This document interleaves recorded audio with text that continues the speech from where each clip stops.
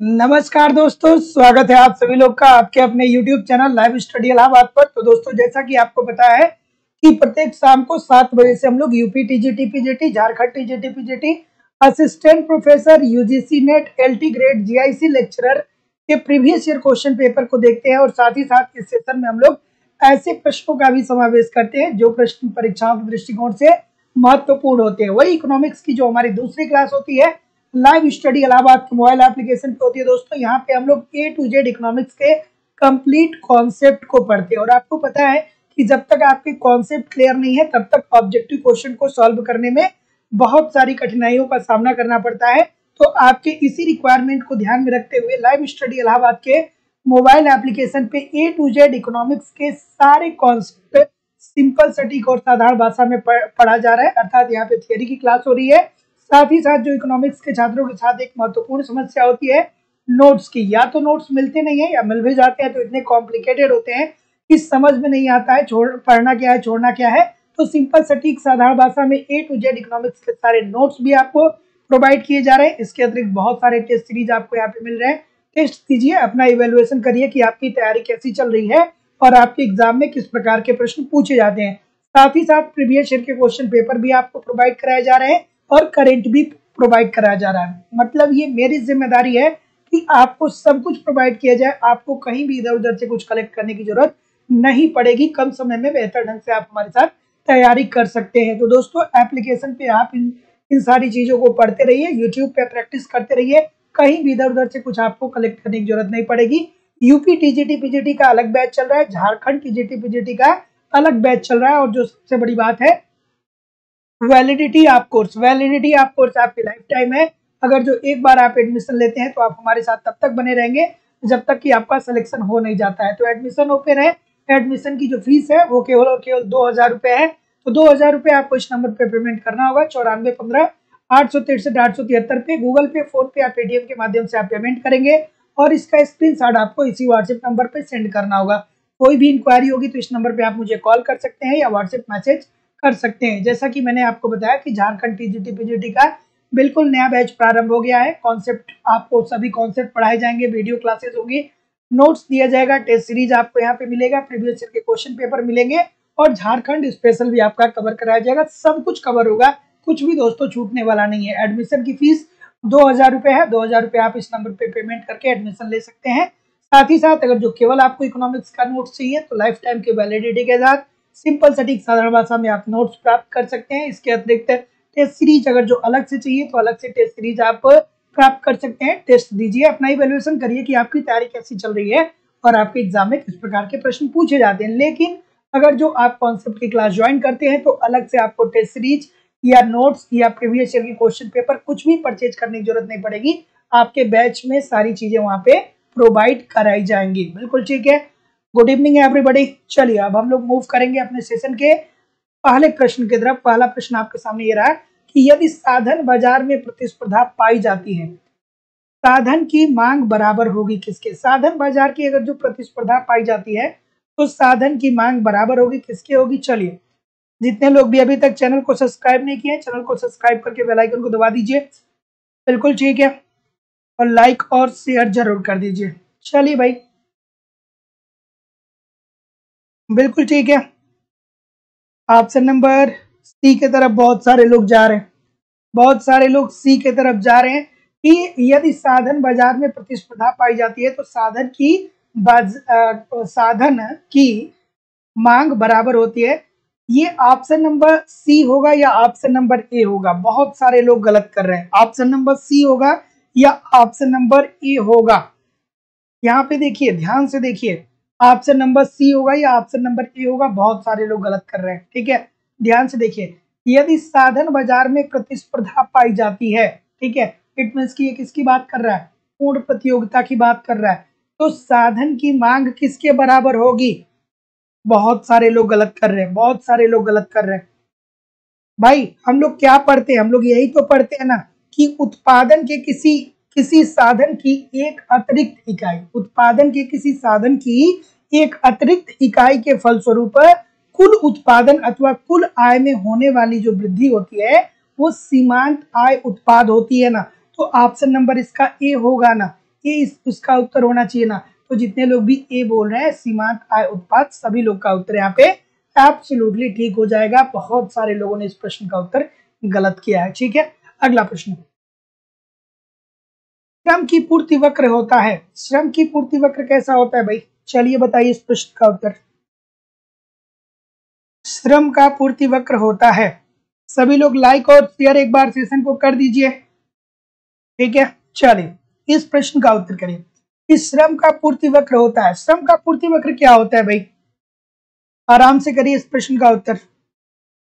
बिल्कुल ठीक है, अगर जो आपने कॉन्सेप्ट थोड़ा बहुत पढ़ा होगा और ये फिगर अगर जो आपने पढ़ा होगा तो आप बहुत आसानी से चीजों को समझ पाएंगे। ये एसएस वक्र है ना? तो क्या उत्तर हो जाएगा भाई? ए की तरफ बहुत सारे लोग जा रहे हैं, ए की तरफ बहुत सारे लोग जा रहे हैं। तो जितने लोग भी ये बोल रहे हैं कि पीछे मुड़ता हुआ होता है, सभी लोग का उत्तर यहाँ पे बिल्कुल ठीक है कि श्रम की पूर्ति वक्र जो होता है वो पीछे मुड़ता हुआ होता है। ठीक है, देखिए जब कभी मजदूरी में परिवर्तन होते हैं, जब अगर जो मजदूरी में परिवर्तन होता है तो क्या देखा जाता है कि सामान्य रूप से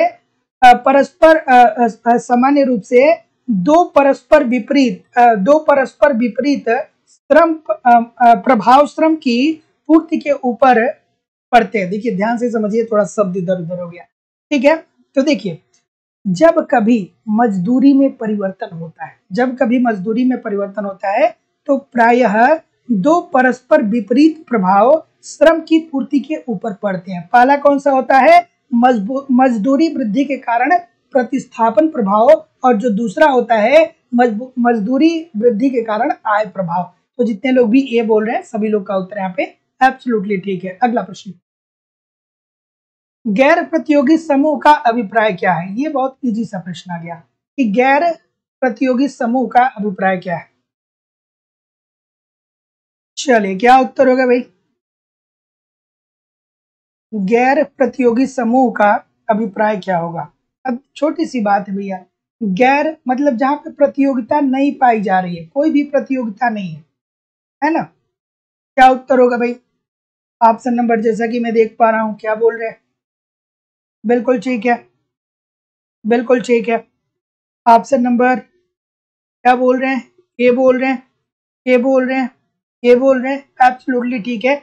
तो जितने लोग भी ए बोल रहे हैं सबका उत्तर यहाँ पे बिल्कुल ठीक है कि गैर प्रतियोगी समूह का अभिप्राय होता है कि विभिन्न श्रम समूहों में क्या है? पूर्ण गतिशीलता है। मतलब जो श्रम समूह है वो गतिशील है, एक जगह से दूसरे जगह जाके वो कार्य करने के लिए क्या है? बिल्कुल स्वतंत्र है। ठीक है, तो क्या होता है दोस्तों, हम लोग देखते हैं ना कि सामूहिक एक क्या होता है, एक मजदूर संघ बनता है और वहां पे टर्म एंड कंडीशन डिसाइड होते हैं कि किसको किस तरीके की मजदूरी करनी है। तो वो क्या हो जाएगा, वहां पे प्रतियोगी समूह की एक तरीके से बात हो जाएगी। लेकिन गैर प्रतियोगी समूह क्या हो जाएगा कि नहीं भैया, हम क्या करेंगे, एक जगह से दूसरे जगह पे जाके हम क्या कर लेंगे कि आसानी से कार्य को करेंगे। तो गैर प्रतियोगी समूह का अभिप्राय है विभिन्न श्रम समूहों में पूर्ण गतिशीलता। अगला प्रश्न, प्रतिनिधि फर्म वह है जो, इजी सी बात है भाई, प्रतिनिधि फर्म किसे कहा जाएगा? प्रतिनिधि फर्म किसे कहा जाएगा? चलिए बता दीजिए मुझे। ठीक है, और लाइक शेयर बहुत कम है, इतने सारे लोग क्लास देख रहे हैं, लाइक शेयर आप लोग क्यों नहीं करते हैं? लाइक शेयर किया करिए, आपकी ही क्लास है, आपके लिए ही क्लास हो रही है। चलिए इस प्रश्न का उत्तर करते हैं। डी सभी लोग बोल रहे हैं, डी सभी लोग बोल रहे हैं भैया, बहुत अच्छी बात है कि प्रतिनिधि फर्म वह फर्म होता है जो पुरानी हो तथा प्रबंध कुशल हो। जैसे हम जैसे बिस्किट उद्योग में हम किसको प्रतिनिधि फर्म मान सकते हैं? पार्ले जी को मान सकते हैं। ठीक है, साबुन उद्योग में प्रतिनिधि फर्म किसको मान सकते हैं हम दोस्तों? लाइफ बॉय को मान सकते हैं, है ना? तो ये दोनों फर्में पुरानी भी हैं एवं प्रबंध कुशल भी हैं। आंतरिक एवं बाह्य बचतें प्राप्त करती हूँ। आंतरिक बचतें वे बचतें होती है जो आप अपनी टेक्नोलॉजी को परिवर्तित कर रहे हो फर्म के अंदर और उसके कारण जो आपको लाभ मिलता है। और बाह्य बचतें क्या है कि जब अन्य फर्म उद्योग में एंट्री कर रही है उससे आपको लाभ की प्राप्ति होती है और पर्याप्त सफल हो। तो ये पार्ले जी और लाइफ बॉय दोनों क्या है? पर्याप्त रूप से सफल भी है। तो जितने लोग भी डी बोल रहे हैं सबका उत्तर बिल्कुल ठीक है। अगला प्रश्न, श्रम की बाजार पूर्ति निर्भर करती है, ये भी बच्चों वाला प्रश्न है कि श्रम की बाजार पूर्ति निर्भर करती है। चलिए क्या उत्तर होगा? ठीक है, श्रम की बाजार पूर्ति निर्भर करती है। तो ऑप्शन नंबर सभी लोग बोलेंगे, आई होप कि कोई गलत नहीं करेगा। जनसंख्या के आधार पे जब जनसंख्या बढ़ता है तो ऐसी स्थिति में श्रम का भी विस्तार होता है, श्रम का विशिष्टीकरण देखने को मिलता है। ठीक है, तो फिर क्या होगा, श्रम का विशिष्टीकरण देखने को मिलेगा तो कि कार्यकुशलता बढ़ेगी, कार्यकुशलता बढ़ेगी तो क्या करेंगे भैया, ज्यादा उत्पादन करेंगे, ज्यादा उत्पादन करेंगे, आर्थिक विकास होगा। और जनसंख्या में श्रम शक्ति का अनुपात हम लोग देखते ही हैं। तो जितने लोग भी डी बोल रहे हैं, आई होप कि सभी लोग ठीक बोल रहे हैं। अगला प्रश्न, इस प्रश्न का उत्तर करिए कि बाजार की शर्तें उस देश के पक्ष में होगी जिसकी निर्यात एवं आयात की मांग लोच होगी। 3 कंडीशन हम लोग यहाँ पे पढ़ते हैं, अगर जो आपको याद आ रहा हो तो। ठीक है, ई एक्स प्लस ई एम जब ग्रेटर देन होता है 1 के, ई एक्स प्लस ई एम जब इज इक्वल टू होता है 1 के, और ई एक्स प्लस ई एम जब जब ग्रेटर देन होता है, लेस देन होता है 1 के। तो क्या उत्तर होगा भाई? ऑप्शन नंबर बी के तरफ बहुत सारे लोग मूव कर रहे हैं। बी के अलावा और कोई? बी के अलावा और कोई? तो जितने लोग भी बी बोल रहे हैं सभी लोग का उत्तर बिल्कुल ठीक है। तो ये तीनों कंडीशन आपको दोस्तों याद रखना है, ये तीनों कंडीशन आपको याद रखना है, यहाँ से प्रश्न बनते हैं। ठीक है, तो बाजार की शर्त उस देश के पक्ष में होगी जब उसकी निर्यात व आयात की मांग लोच क्या हो दोस्तों, अधिक हो। तो जितने लोग भी बी बोल रहे हैं सभी लोग का उत्तर यहाँ पे बिल्कुल ठीक हो जाएगी। तो ये किसकी बात कर रहा है? ये अनुकूल व्यापार शर्त की बात कर रहा है। और प्रतिकूल व्यापार शर्त के अंतर्गत क्या होता है दोस्तों? प्रतिकूल व्यापार शर्त के अंतर्गत क्या होता है? ये वाला कंडीशन, पहला वाला कंडीशन होता है जब कम होता है। और ये क्या होता है दोस्तों? ये संतुलन वाला होता है, कोई प्रभाव नहीं पड़ेगा व्यापार शर्तों पे। तो जितने लोग भी बी बोल रहे हैं सभी लोग का उत्तर यहाँ पे बिल्कुल ठीक है। अगला प्रश्न, इजी सा प्रश्न है, इस प्रश्न का उत्तर करिए। चलिए इस प्रश्न का उत्तर करिए।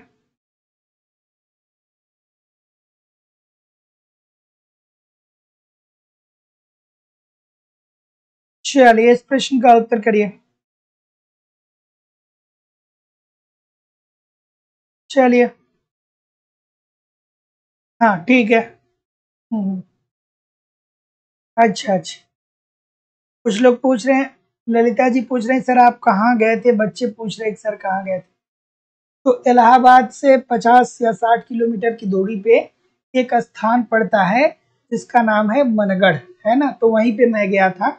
आप लोग कृपालू जी महाराज को जानते होंगे, उन्हीं के द्वारा निर्मित किया गया एक मंदिर है जो बहुत ही खूबसूरत है, बहुत मजा आएगा। अगर जो आप आसपास रहते हैं तो जरूर वहां विजिट करिए, मजेदार मंदिर है।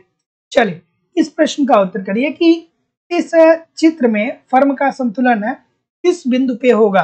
तो भाई सबको पता है जहाँ पे A R is equal to किसके होता है, एम आर के होता है, और एम सी वक्र जो होता है वो ई को नीचे से काटता है। तो ये क्या हो जाएगा, E2 पे हो जाएगा ना। तो जितने लोग भी क्या बोल रहे हैं E2, सभी लोग का उत्तर यहाँ पे बिल्कुल ठीक है। तो हम लोग यही तो देखते हैं बार बार कि फर्म का संतुलन कहाँ पे होगा, यहीं पे तो होगा जहाँ ए आर बराबर होता है एम आर के, पहली कंडीशन। और दूसरी कंडीशन क्या है कि एमसी वक्र जो है वो नीचे से काटे। देखिए ये प्रश्न बनता है, कभी कभी दे देता है नीचे से नहीं ऊपर से काटे, मतलब इस बिंदु पे दे देता है। तो नहीं भैया इस पे नहीं होगा, इस पे होगा E2, नीचे से काटना चाहिए। तो जितने लोग भी बी बोल रहे हैं बिल्कुल ठीक है। अगला, बाजार कीमत है, बिल्कुल ठीक है। बाजार कीमत है, बाजार कीमत क्या होता है भाई बता दीजिए मुझे, इजी सी बात है। बिल्कुल ठीक है, बिल्कुल ठीक है। ये प्रश्न जितना आसान दिख रहा है उतना आसान है नहीं, है ना। चलिए बताइए इस प्रश्न का उत्तर। बिल्कुल ठीक है। तो देखिए जब बाजार की पूर्ति में थोड़ा भी परिवर्तन न किया जा सके तो इसे हम अल्पकाल या बाजार काल बोलते हैं, है ना। तो क्या उत्तर आ रहा है, ये आ रहा है ना। ठीक है, तो जितने लोग भी ए बोल रहे हैं सभी लोग का उत्तर यहाँ पे एब्सोल्युटली ठीक है। तो अल्पकालीन संतुलन कीमत, तो बाजार कीमत क्या होता है? अल्पकालीन संतुलन कीमत होता है। तो ये क्या होता है भैया? यही तो होता है ना कि बाजार की पूर्ति में कोई परिवर्तन न किया जाए, इसे अल्पकाल या हम बाजार कीमत बोलते हैं। अगला प्रश्न, इस प्रश्न का उत्तर करिए।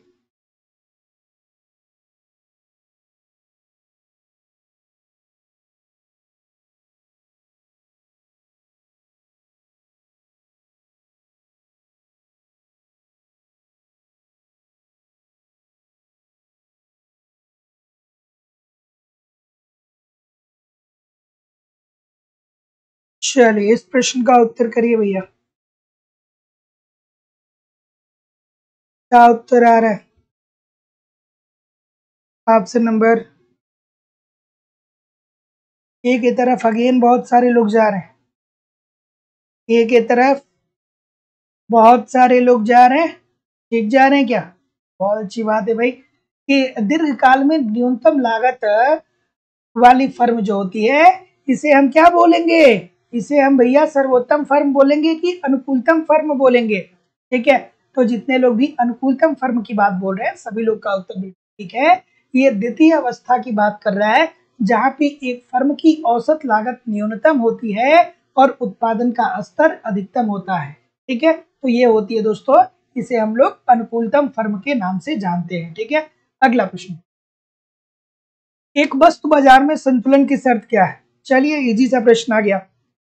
वस्तु बाजार में संतुलन की स्थिति क्या है? चलिए क्या उत्तर होगा? बिल्कुल ठीक है, बिल्कुल ठीक है, बिल्कुल ठीक है। तो देखिए, एक वस्तु बाजार में संतुलन की शर्त क्या होती है? यही तो होती है ना भैया कि जब मांग एवं पूर्ति की शक्तियां, जब मांग एवं पूर्ति की शक्तियां जिस मूल्य पे समान होती हैं, उसी को तो हम लोग संतुलन की शर्त बोलते हैं ना। तो जितने लोग भी यहाँ पे सी बोल रहे हैं कि मांग व पूर्ति बराबर हो, सभी लोग का उत्तर यहाँ पे बिल्कुल ठीक हो जाएगा। इजी सा प्रश्न था बच्चों वाला। अगला प्रश्न, इस सामान्य लाभ को हम परिभाषित कैसे कर सकते हैं? इजी सा प्रश्न है भाई। सामान्य लाभ को हम कैसे परिभाषित कर सकते हैं? बिल्कुल ठीक है, सामान्य लाभ को कैसे परिभाषित किया जा सकता है? फिर आपके दिमाग में आना चाहिए, अच्छा सर सामान्य लाभ तो जो होता है कि बेसिकली पूर्ण प्रतियोगिता के अंतर्गत फर्म जो होती है वो दीर्घकाल में हमेशा ही प्राप्त करती है सामान्य लाभ। ठीक है, क्या उत्तर होगा? ये की तरफ बहुत सारे लोग जा रहे हैं, जितने लोग भी ये बोल रहे हैं बहुत अच्छी बात है, बहुत सही, बहुत सही। M C is equal to M R, बहुत अच्छी बात है। ये वाले एक ही दो हैं, ज्यादा नहीं है ना? तो बहुत अच्छी बात है अगर जो एक दो हैं। ठीक है, तो जितने लोग भी क्या बोल रहे हैं? जी बोल रहे हैं कि लाभ जो एक फर्म को वर्तमान व्यवसाय में बने रहने के लिए प्रोत्साहित करता है। ठीक है, तो सामान्य लाभ ऐसा लाभ होता है जो ऐसा लाभ होता है जो एक फर्म को वर्तमान व्यवसाय में बने रहने के लिए क्या करता है? प्रोत्साहित करता है। बहुत ज्यादा अप्रत्याशित लाभ मिलता नहीं है, लेकिन फिर भी लगता है कि चलो थोड़ा बहुत लाभ मिल रहा है और हम भविष्य में उम्मीद करते हैं ऐसा कि भविष्य में चीजें बहुत बेहतर हो जाएंगी। तो option number D, according to the question, this is the right answer.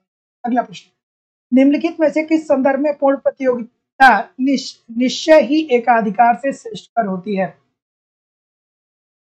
Like share जो लोग नहीं करते हैं ना, वो क्यों ऐसा करते हैं? देखिए इतने सारे लोग देख रहे हैं, जितने लोग देख रहे हैं ना, उसका 50% भी लाइक नहीं है।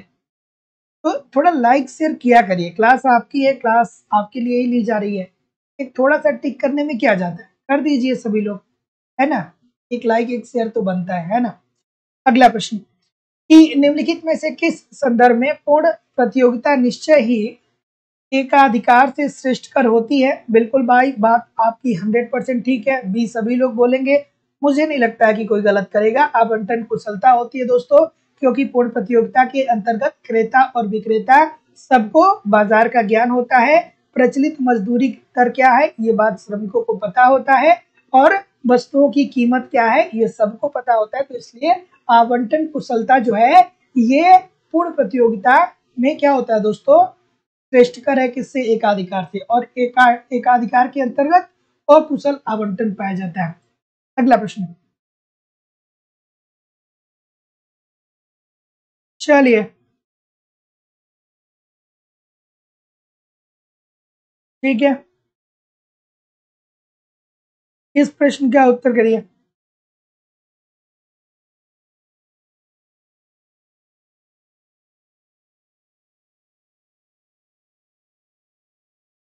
इस प्रश्न का उत्तर करिए कि वह अर्थशास्त्री जिन्होंने कीमत निर्धारण में समय तत्व को सम्मिलित किया था।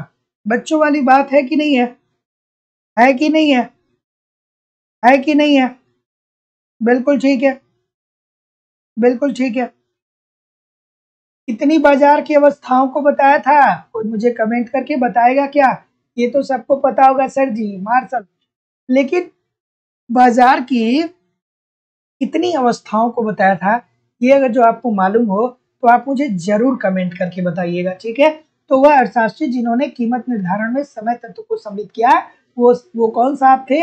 मार्शल साहब थे। क्या कहा था कि जब बाजार में कीमतों का निर्धारण होता है तो उसमें जो टाइम होता है अर्थात जो समय होता है वो भी बहुत ही महत्वपूर्ण होता है। और जैसा कि मैं देख पा रहा हूँ आप लोग 4 भागों में बता रहे हैं ना, बिल्कुल ठीक है, 4 बोल रहे हैं ना, बिल्कुल ठीक है, ठीक है। अति अल्पकाल, अल्पकाल, अल्पकाल, दीर्घकाल और अति दीर्घकाल, ठीक है, बिल्कुल सही है। अगर जो 4 बोल रहे हैं तो बहुत अच्छी बात है, बहुत अच्छे से आपने पढ़ा है ना, आपने बहुत अच्छे से पढ़ा है, कहीं कोई दो राय नहीं है, बेहतर है सब कुछ, सब कुछ अच्छा है।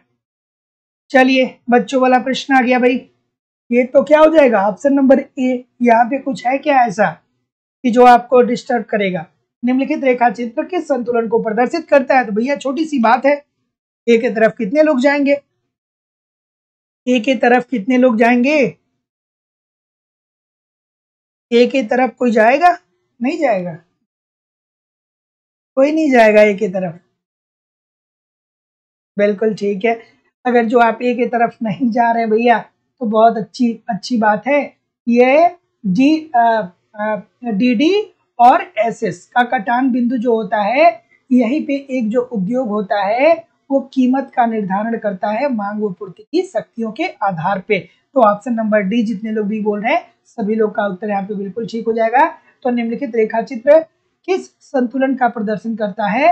तो ये वाला जो बिंदु होता है यहीं पे क्या होता है? कीमतों का निर्धारण होता है। और ये किसकी बात कर रहा है भैया? उद्योग की बात कर रहा है। तो D according to the question this is the right answer यहाँ पे हो जाएगा। डी बोल रहे हैं ना सभी लोग, बिल्कुल ठीक है, डी बोल रहे हैं। अगला, एक बात यहाँ पे और ध्यान रखिएगा, एक बात और ध्यान रखिएगा, कभी कभी ये बिंदु जो है ना इसको ओ बता देता है और फिर ऑप्शन में डाल देता है ओपी, ठीक है। तो ओपी भी आप लोग थोड़ा सा समझ लीजिएगा, है ना। कभी कभी ऑप्शन में एक प्रश्न मैंने देखा था, वहां पे ओपी मतलब ओ इसको केवल देना चाहिए था लेकिन पी भी उसमें इंक्लूड कर दिया था, तो इस बात को भी ध्यान में रखिएगा। अगला प्रश्न, पूर्ण प्रतियोगिता की तुलना में एक आधिकारिक प्रतियोगिता के संबंध में क्या बातें सही हैं? चलिए भाई, कौन सी बातें ठीक है बता दीजिए मुझे। बिल्कुल ठीक है, पूर्ण प्रतियोगिता की तुलना में एक आधिकारिक प्रतियोगिता के संबंध में क्या सही है? अब आपके दिमाग में आना चाहिए, कैसे आना चाहिए? एक एक आपके दिमाग में चलना चाहिए, अच्छा सर पूर्ण प्रतियोगिता के अंतर्गत जो फर्में होती हैं वो हमेशा लॉन्ग टर्म के लिए सोचती हैं कि हमको बाजार में लंबे समय तक के लिए क्या करना है? बने रहना है। जैसे लाइफ बॉय की कंपनी हो गई, पतंजलि हो गया, ये जो साबुन की कंपनियां हैं ये लगातार लंबे समय तक बनी रहेंगी। और लंबे समय का मतलब क्या होगा? 20 साल या उससे ऊपर। लेकिन एकाधिकार जो होता है इसका क्या मतलब होता है कि हमको कम उत्पादन करना है, जितनी मांग है उससे कम उत्पादन करके क्या करना है कि ऊंची कीमतों पे वस्तुओं को बेचना है। ये वस्तुएं ड्यूरेबल नहीं होंगी, टिकाऊ नहीं होंगी, ठीक है। जैसे आप ट्रेन में जाते हैं तो आपको क्या क्या बेचते हैं सब? पावर बैंक, हाँ ठीक है।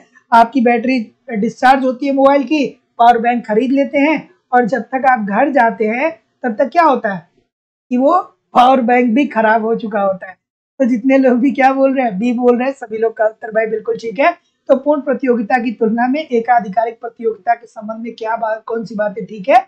तो अधिक कीमत पर कम उत्पादन, ठीक है। तो एक अधिकारी जो होता है वो हमेशा ये देखता है कि मार्केट में जितनी डिमांड है उससे कम पूर्ति की जाए, ताकि हम अपने वस्तुओं की कीमतों का मूल्य ऊंचा वसूल कर सकें, है ना। तो कम समय में ज्यादा लाभ कमाना होता है। अगला प्रश्न, कि यदि पूर्ण प्रतिस्पर्धा बाजार के अंतर्गत एक फर्म का मूल्य 40 है, तब उसका औसत आगम क्या होगा। चलिए भाई, इजी सी बात है। अगर जो नई इकोनॉमिक्स पढ़ा है, अगर जो पढ़ा है तो आप समझ पाएंगे, नहीं पढ़ा है तो नहीं समझ पाएंगे, कॉन्सेप्ट पढ़ना पड़ेगा। A R is equal to M R. ठीक है, क्या उत्तर हो जाएगा। के बोल रहे हैं, के बोल रहे हैं, कुछ महानुभाव बी भी बोल रहे हैं क्या, नहीं बोल रहे हैं, अच्छी बात है। तो देखिए दोस्तों, पूर्ण प्रतियोगिता के अंतर्गत ए आर जो होता है ये एम आर के बराबर होता है, अर्थात फर्म का अगर जो मूल्य जो है ये 40 रुपया है, तो इसका औसत आगम भी कितना होगा, 40 के बराबर ही होगा। तो जितने लोग भी क्या बोल रहे हैं, ये बोल रहे हैं, सभी लोग का उत्तर यहाँ पे एब्सोल्युटली ठीक है। एक बार वीडियो को लाइक और शेयर जरूर कर दिया करिए। अगला प्रश्न बहुत शानदार सा है। 10 बार अगर जो आपका एग्जाम हुआ है तो उसमें से 5 बार ये प्रश्न पूछा गया है, तो इस वजह से आप इवेल्युएट कर सकते हैं कि ऐसी कितना इंपॉर्टेंट प्रश्न है। प्रतियोगी बाजार में एक व्यक्तिगत फर्म के उत्पाद के लिए मांग वक्र का आकार क्या होगा। चलिए भाई बता दीजिए, इजी सी बात है। बिल्कुल ठीक है, बिल्कुल ठीक है, बिल्कुल ठीक है। ऑप्शन नंबर ए अगेन बोल रहे हैं, ए अगेन बोल रहे हैं क्या, ए अगेन बोल रहे हैं क्या, ए अगेन बोल रहे हैं क्या, अगेन बोल रहे हैं क्या। जब आप कॉन्सेप्ट को पढ़ते हैं, इसको उद्योग मानते हैं और इसको एक फर्म मानते हैं, ठीक है, जिनको पता होगा वो समझ पाएंगे। ये कीमत होता है, कीमत कौन निर्धारित करता है, उद्योग निर्धारित करता है। और इसी प्राइस पे, इसी कीमत पे एक जो फर्म होता है जितनी चाहे अपनी वस्तुओं को बेच सकता है। तो ये एक्स अक्ष के समानांतर होता है। तो जितने लोग भी क्या बोल रहे हैं, क्षैतिज सीधी रेखा में बोल रहे हैं, सभी लोग का उत्तर यहाँ पे बिल्कुल ठीक हो जाएगा। इसका मतलब क्या हो गया कि एक उद्योग जो कीमत निर्धारित करता है, उस कीमत पर एक फर्म जितनी चाहे अपने प्रोडक्ट को क्या कर सकती है, सेल कर सकती है, बेच सकती है। तो option number A according to the question this is the right answer हो जाएगा। अगला प्रश्न, पूर्ण प्रतियोगिता के अंतर्गत यदि मांग की लोच इकाई से अधिक है तो सीमांत आगम कैसा होगा। अच्छी सी बात है, बहुत प्यारी सी बात है। और दोस्तों, अभी तक जिन लोगों ने भी लाइव स्टडी इलाहाबाद के मोबाइल एप्लीकेशन पे इकोनॉमिक्स के कॉन्सेप्ट की क्लास नहीं ज्वाइन किया, जरूर ज्वाइन करिए। यहाँ पे ए टू जेड इकोनॉमिक्स के सारे कॉन्सेप्ट पढ़ाए जा रहे हैं। आराम आराम से कॉन्सेप्ट को वहाँ पे पढ़ते रहिए, यहाँ पे प्रैक्टिस करते रहिए। मैं जिम्मेदारी और विश्वास से कहता हूँ कि आपको कोई समस्या होने वाली नहीं है।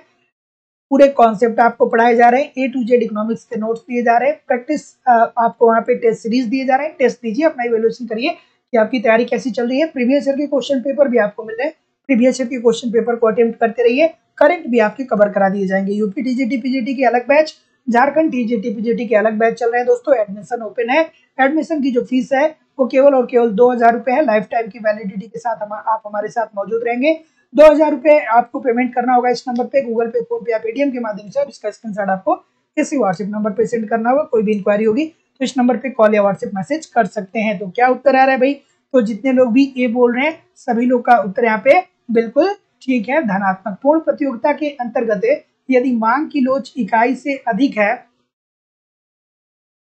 ठीक है, ठीक है, तो जितने लोग भी क्या बोल रहे हैं, धनात्मक बोल रहे हैं, सभी लोग का उत्तर यहाँ पे बिल्कुल ठीक है। तो सीमांत आगम के धनात्मक होने का आशय क्या होता है, यही तो होता है ना कि कीमत में कमी के फलस्वरूप कुल आगम में क्या होती है, वृद्धि होती है। तो पूर्ण प्रतियोगिता के अंतर्गत यदि मांग की लोच इकाई से अधिक होगी तो सीमांत आगम जो होगा वो धनात्मक होगा। अगला प्रश्न,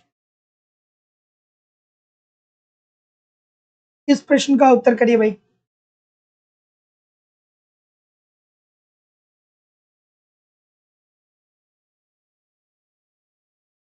इस प्रश्न का उत्तर करिए। अभिकथन दिया गया है और तर्क दिया गया है। अभिकथन में कहा गया है कि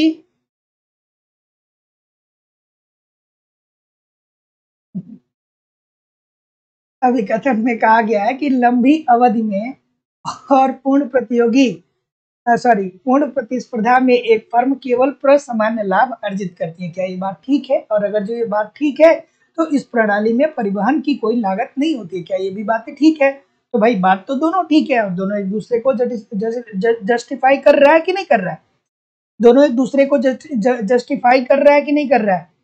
भैया क्यों फंस जाते हैं आप लोग, क्यों फंस जाते हैं यहाँ पे? अरे भाई ये पूर्ण प्रॉपर्टीज की दोनों अलग अलग प्रॉपर्टीज है। एक प्रॉपर्टीज ये है, दूसरी प्रॉपर्टीज ये है, दो अलग अलग प्रॉपर्टीज है। कैसे डिस्क्राइब कर रहा है? एक ही बात जितने लोग भी बोल रहे हैं, एक कैसे हो जाएगा भाई? ये बात हमको सबको पता है कि पूर्ण प्रतियोगिता के अंतर्गत कोई एक फर्म कीमत का निर्धारण नहीं कर सकती है, ना ही कीमत पे प्रभाव डाल सकती है। उद्योग के द्वारा जो कीमतों का निर्धारण किया जाता है, उसी के आधार पे एक फर्म अपनी वस्तुओं को बेच सकती है। यहाँ पे हमेशा ही लंबी अवधि में एक जो फर्म होती है पूर्ण प्रतियोगिता के अंतर्गत, वो सामान्य लाभ कमाती है, और यहाँ पे कोई परिवहन लागत भी नहीं देखने को मिलता है। तो ये कहाँ एक दूसरे को जस्टिफाई कर रहा है? बिल्कुल नहीं कर रहा है भाई। तो ऑप्शन नंबर आपका बी हो जाएगा। ए और आर दोनों सही है, किंतु आर ए की सही व्याख्या नहीं है। बहुत सारे लोग को लगता होगा सर परिवहन लागत क्यों नहीं होती है? क्योंकि आपके भी मार्केट में दोस्तों जो वस्तुएं, अगर जो कोई वस्तु पूर्ण प्रतियोगिता वाली जितनी भी वस्तुएं हैं आपके भी मार्केट में उसी मूल्य पे बिकती हैं, जो आपके मार्केट से 50 किलोमीटर दूर स्थान है वहां भी उसी मूल्य पे बिकती हैं। अगला प्रश्न, ठीक है, इस प्रश्न का उत्तर करिए। अभिकथन दिया गया है और तर्क दिया गया है। चलिए भैया, अभिकथन और तर्क कौन आ गया भाई? केन साहब आते जरूर हैं रोज के सेशन में, है ना? ठीक है, केन साहब रोज आते हैं। केन साहब हो गए, रिकार्डो साहब हो गए, जेएस मिल साहब हो गए, हैबरलर हो गए, ठीक है, ये लोग आएंगे। एडम स्मिथ हो गए, ये लोग आएंगे नहीं तो अच्छी बात नहीं है कि इनको रोज सेशन में आना जरूरी है।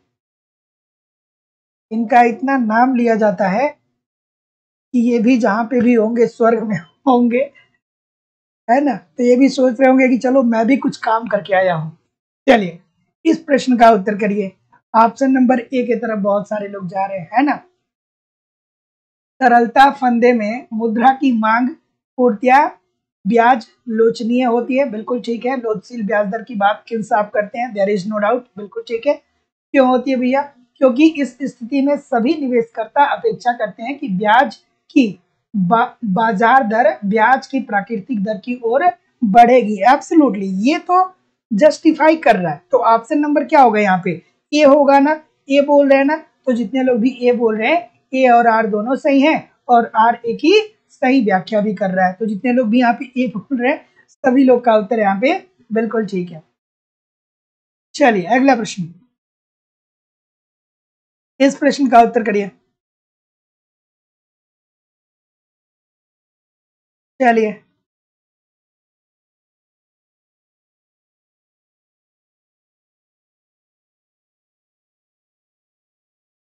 ठीक है।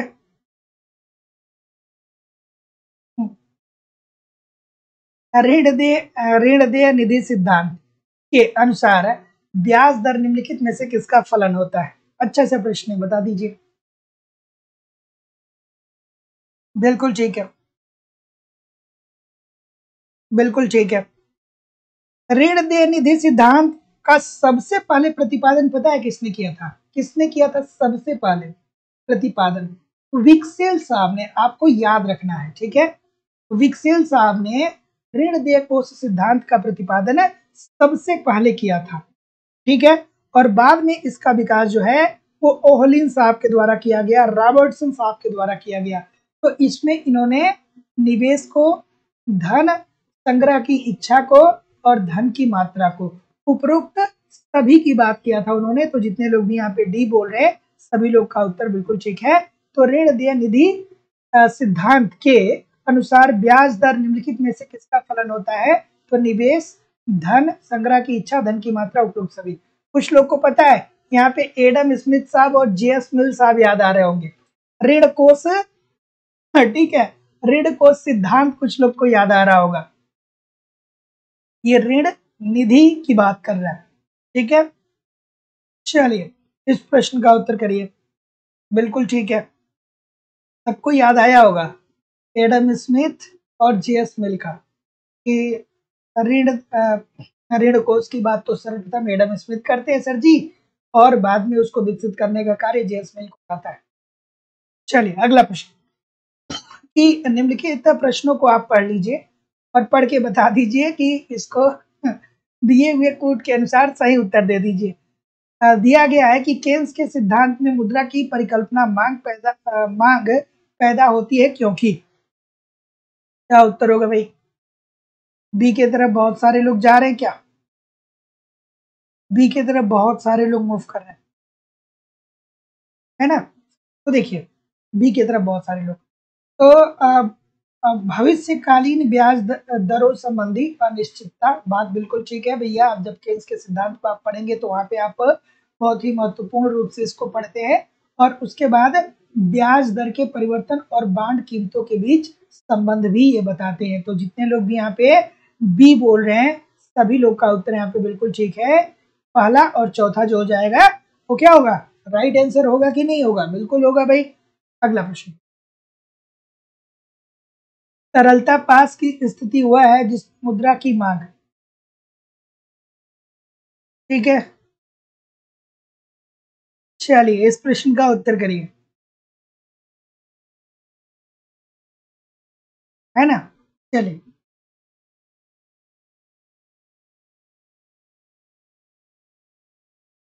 चलिए इस प्रश्न का उत्तर करिए, क्या उत्तर होगा भाई? ऑप्शन नंबर डी बोल रहे हैं, डी बोल रहे हैं। तो देखिए जिन लोगों के ने कॉन्सेप्ट पढ़ा होगा वो बहुत आराम से मेरी बातों को समझ जाएंगे। ये तरलता जाल की स्थिति है और ये क्या होता है दोस्तों, पूर्तिया लोचदार होता है। तो ऑप्शन नंबर डी बिल्कुल सही है। तो तरलता पास की स्थिति हुआ है जिसमें मुद्रा के लिए मांग पूर्तिया क्या होती है, लोचदार होती है। अगला प्रश्न आपके सामने ये रहा, केन्स के अनुसार ब्याज का भुगतान किसके लिए किया जाता है? चलिए भैया केन्स साहब की बात हो रही है, केन्स के अनुसार ब्याज का भुगतान किसके लिए किया जाता है? अच्छा सा प्रश्न है, थोड़ा आराम से करिएगा, थोड़ा सा आराम से करिएगा क्योंकि बहुत सारे लोग गलत भी करते हैं। अब आपको general theory of employment interest in money याद आना चाहिए। किसकी पुस्तक थी? केन्स साहब की थी। कब आप प्रकाशित हुई थी?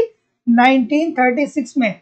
ये प्रश्न पूछा जा सकता है इस बार के पीजीटी के एग्जाम में।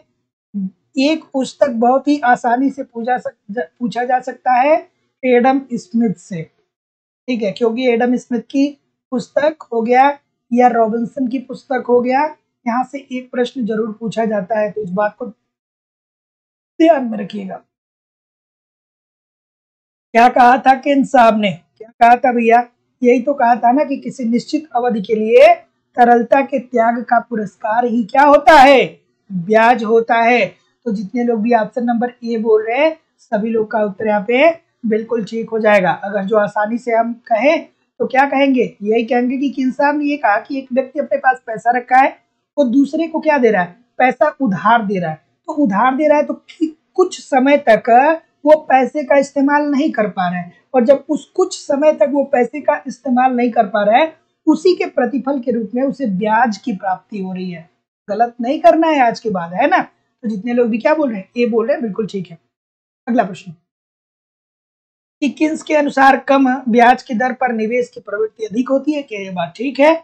और निम्न ब्याज की दर पर पूंजी का पूर्ति मूल्य कम होता है। देखिए दोस्तों एक बात मैं आप लोगों से बता दूं कि बहुत सारे लोग ये दिमाग में धारणा बनाए रखते हैं कि सर कंपटीशन बहुत ज्यादा है, बहुत सारी चीजें हैं, सारी चीजों को मैनेज करना है।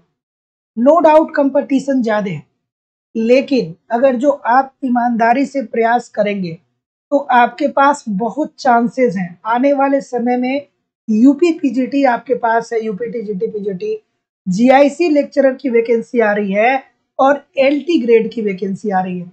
अगर जो आप ईमानदारी से और मेहनत के साथ बिना कोई भ्रांति दिमाग में पाले हुए मेहनत करेंगे ना तो बिल्कुल सफलता मिलेगी, इसमें कहीं कोई दो राय नहीं। जो 14 लाख आप फॉर्म देख रहे हैं ना उसमें कंपटीशन आपको 2 ही लाख लोगों से करना है। ऐसा नहीं है कि वो 14 लाख कंपटीशन वाले, उन्होंने बस फॉर्म भर दिया भैया भर रहे थे तो हमने भी भर दिया, चाचा भर रहे थे तो हमने भी भर दिया, है ना। तो ऐसा नहीं है कि उस 14 लाख लोगों से आपको फाइट करना है। और बहुत सारे लोग ऐसे भी हैं, अपने ही चैनल पे है, जो पिछली वैकेंसी में 2 नंबर 3 नंबर 4 नंबर से पीछे रह गए। तो 1 नंबर भी आपको आपके एग्जाम में 1000 बच्चों से पीछे कर सकता है। तो वही जो 1 2 4 नंबर की बात है ना, उसको सुधार लीजिए। ऐसा नहीं है कि आप असफल हैं, असफल आप नहीं हैं। 1 2 4 नंबर का अगर जो फासला है तो उसको बहुत आसानी से कवर किया जा सकता है। और अगर जो बहुत पीछे है तो भी कोई दिक्कत नहीं है, तो भी आपके पास पर्याप्त समय है, आप आसानी से चीजों को पढ़ करके सब कुछ बेहतर कर सकते हैं। चलिए इस प्रश्न का उत्तर करिए। ठीक है, कि किन्स के अनुसार, ठीक है, किन्स के अनुसार कम ब्याज की दर पर निवेश की प्रवृत्ति अधिक होती है, क्या ये बात ठीक है? और अगर जो ये बात ठीक है तो निम्न ब्याज की दर पर पूंजी का पूर्ति मूल्य कम होता है। दोस्तों बहुत ही सब विस्तार से ये सारी चीजें एप्लीकेशन पे मैंने आपको पढ़ाया है ना। तो जितने लोग भी क्या बोल रहे हैं, बी बोल रहे हैं, सभी लोग का उत्तर यहाँ पे एब्सोल्युटली ठीक है भैया, कि ए और आर दोनों सही है, परंतु आर ए का सही कारण नहीं है। ये दोनों बात ठीक है कि किन्स के अनुसार कम ब्याज की दर पर निवेश की प्रवृत्ति अधिक होती है, बात बिल्कुल ठीक है, और निम्न ब्याज की दर पर पूंजी का पूर्ति मूल्य कम होता है। ऑप्शन नंबर बी बिल्कुल ठीक है। देखिए एक बार नौकरी मिल जाएगी ना तो पूरी लाइफ सेटल हो जाएगी। नहीं तो अगर जो आपको कोई 20,000 रुपए या 30,000 रुपए पर महीना देने ही लगे और किसी प्राइवेट संस्था में आप काम करने लगे ना, तो एक समय तक वो पैसा आपको मिलेगा। और कंपटीशन वहां भी बहुत ज्यादा है, वहां आप 8 घंटे 10 घंटे काम करेंगे। तो फिर जब वहां काम करने लगेंगे ना तो लगेगा कि यार 8 घंटे अगर जो पढ़ाई कर लिए होते ना तो आज बढ़िया सरकारी नौकरी हमारे हाथ में होती और जिंदगी सुचारू रूप से आगे बढ़ती। और बहुत सारे लोग जो कम्पिटेटिव एग्जामिनेशन की तैयारी करते हैं वो सोचते हैं कि हमको कहीं प्राइवेट सेक्टर में 20-30 हजार रुपए की जॉब मिल जाए, लेकिन यहीं पे बहुत सारे लोग ऐसे हैं जो 20-30 हजार रुपए की जॉब छोड़ करके सरकारी नौकरी की तैयारी कर रहे हैं। तो ऐसा नहीं है कि आप ये सेक्टर छोड़ देंगे तो जो आने वाला सेक्टर वहां पे कंपटीशन कम है या वहां पे हार्ड वर्क नहीं करना पड़ेगा, हर जगह करना पड़ेगा। तो जिस खेल के खिलाड़ी हैं उसी खेल को खेलेंगे तो ज्यादा बेहतर होगा। अगला प्रश्न, इस प्रश्न का उत्तर करिए कि साधन के पुरस्कार के रूप में ब्याज का भुगतान किस सिद्धांत से स्पष्ट होता है? तो जैसा कि मैं देख पा रहा हूं आपका उत्तर क्या आ रहा है, डी आ रहा है ना। तो जितने लोग भी डी बोल रहे हैं, उत्पादकता सिद्धांत, उपयोग स्थगन सिद्धांत और समय अधिमान सिद्धांत। तो ऑप्शन नंबर क्या हो जाएगा? ठीक है, ऑप्शन नंबर क्या हो जाएगा? उपरोक्त सभी जितने लोग भी बोल रहे हैं सभी लोग का उत्तर यहाँ पे बिल्कुल ठीक हो जाएगा। इस साधन के पुरस्कार के रूप में ब्याज का भुगतान किस सिद्धांत से स्पष्ट होता है? उत्पादकता के सिद्धांत, उपभोग स्थगन सिद्धांत और समय अधिमान सिद्धांत।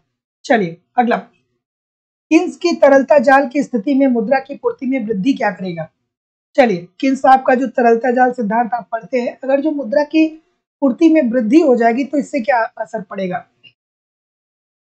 जितने लोग भी चैनल को सब्सक्राइब नहीं किए हैं चैनल को सब्सक्राइब कर लीजिए। प्रत्येक दिन शाम को 7 बजे आपकी ऐसी ही क्लास होती है, ईच एंड एवरी डे होता है, रोज होता है ना।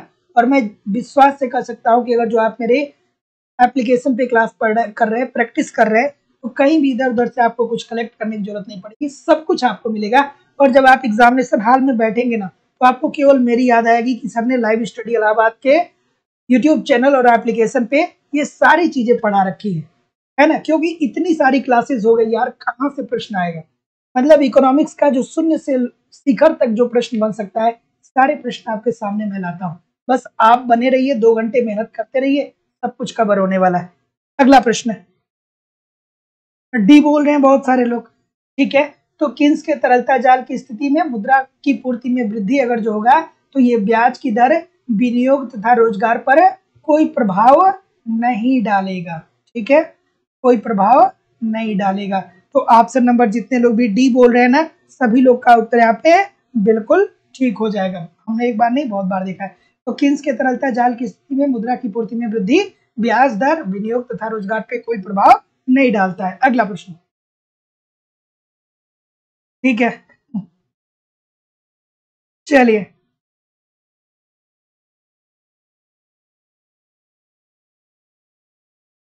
चलिए इस प्रश्न का उत्तर करिए।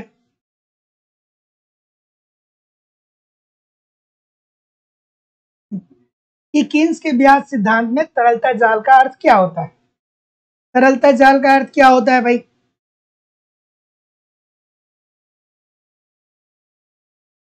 चलिए इस प्रश्न का उत्तर करिए। अच्छा, कुछ मजाक भी मेरा उड़ा रहे हैं। अच्छा, चलिए ठीक है। इस प्रश्न का उत्तर करिए कि कीन्स के ब्याज सिद्धांत में तरलता जाल का अर्थ क्या होता है? तो क्या उत्तर होगा? चलिए बताइए। ठीक है, कोई दिक्कत नहीं है। ऑप्शन नंबर बी बोल रहे हैं। बी बोल रहे हैं, बिल्कुल ठीक बोल रहे हैं भाई। कि कीन्स के ब्याज सिद्धांत में तरलता जाल का अर्थ ये होता है कि ब्याज दर ब्याज की जो दर होती है वो और नीचे नहीं गिर सकती है। ठीक है ना? तो कीन्स के ब्याज सिद्धांत में तरलता जाल ये बताता है कि ब्याज की दर एक निश्चित सीमा तक गिरती है, उससे ज्यादा ब्याज की दर नहीं गिर सकती है। तो ऑप्शन नंबर बी बिल्कुल ठीक हो जाएगा, है ना? चलिए, सन्नी गुप्ता जी पूछ रहे सर आपसे बात कैसी हो सकती है? सनी जी, आप लोगों के लिए ही ये नंबर है। ठीक है, 24 घंटा आप लोगों के लिए मैं हाजिर रहता हूँ। ये जो नीचे नंबर आ रहा है आप कॉल करेंगे तो मैं ही रिसीव करूंगा और कोई नहीं रिसीव करेगा। चलिए इस प्रश्न का उत्तर करिए कि मुद्रा की सट्टा मांग में वृद्धि होगी यदि। चलिए,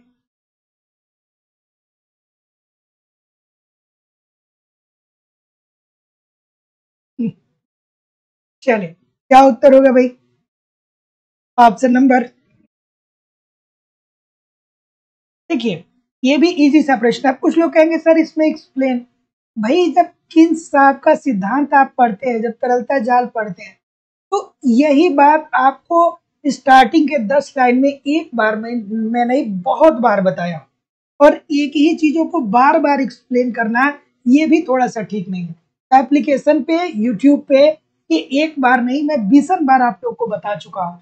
ठीक है, तो मुद्रा की सट्टा मांग में वृद्धि होगी यदि लोगों के विचार में ब्याज की वर्तमान दर सामान्य ब्याज दर से कम होता है। और इसमें लोग क्या सोचते हैं कि यही सोचते हैं, ये आशा करते हैं कि भविष्य में चल करके ब्याज की दर में क्या आ जाएगी, वृद्धि आ जाएगी। तो जितने लोग भी ए बोल रहे हैं सभी लोग का उत्तर यहाँ पे बिल्कुल ठीक हो जाएगा। अगला प्रश्न, निम्नलिखित में से किसने व्यय कर लगाने का सुझाव दिया? ये मुझे पता है कि लगभग लगभग सबको पता होगा, लेकिन आप मुझे बताइएगा कि व्यय कर के अंतर्गत किन किन चीजों को शामिल करते हैं। व्यय कर का उदाहरण आप हमको कमेंट करके बताइएगा। ठीक है, व्यय कर का उदाहरण हमको बताइएगा कमेंट करके। व्यय कर का उदाहरण बताना है। व्यय कर का उदाहरण बताना है। व्यय कर का उदाहरण क्या होता है? तो सबको पता होगा कि केल्डॉर साहब ने क्या दिया था, व्यय कर लगाने का सुझाव दिया था। उन्होंने ये कहा था कि आप जो कर है अर्थात जो टैक्स है वो लोगों के व्यय पे लगाइए। और व्यय कर का उदाहरण क्या है कि अगर जो कोई व्यक्ति क्या हो रहा है, होटल में रुक रहा है, ठीक है, शराब कंज्यूम कर रहा है, जो उपभोग की चीजें, उस पे आप क्या करिए, व्यय लगाइए, है ना? तो जितने लोग भी ऑप्शन नंबर क्या बोल रहे हैं यहाँ पे, क्या बोल रहे हैं भाई?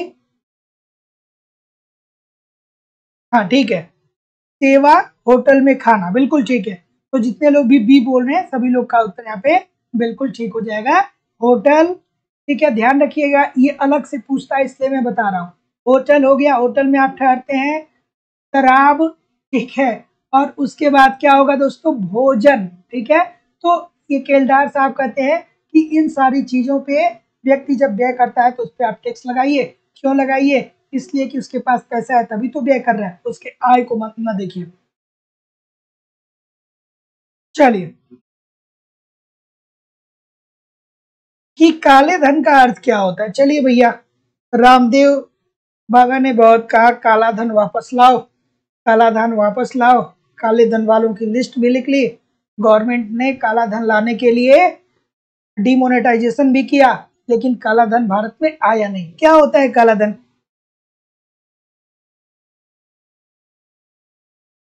ठीक है, ऑप्शन नंबर 100 ये बोल रहे हैं सभी लोग। ये बोल रहे हैं कि कुछ लोग डी भी बोलेंगे। बिल्कुल ठीक है। तो बिना आयकर चुकाए उपार्जित धन। ठीक है, तो आप के पास पैसा आ रहा है, आप गवर्नमेंट को टैक्स नहीं दे रहे हैं, आप स्विस बैंक में जा रहे हैं, वहां पे आपको एक लाकर अलॉट होता है। वो बैंक आपके पैसे को गिनता नहीं है, उस लाकर में आप अपना पैसा रख लीजिए, चाबी आपको मिल जाएगी। भैया आपको जाना है, आना है, पैसा निकालना है। तो जितने लोग भी ये बोल रहे हैं सभी लोग का उत्तर बिल्कुल ठीक है। तो भारत का सबसे ज्यादा काला धन कहाँ पे है? स्विस बैंक में, क्योंकि वहां पे तो आपके पैसे का हिसाब किताब नहीं होता है, वहां पे बस होता है आपको लाकर मिल जाता है, जाइए उस लाकर में पैसा रख दीजिए और फिर चले आइए। अगला प्रश्न।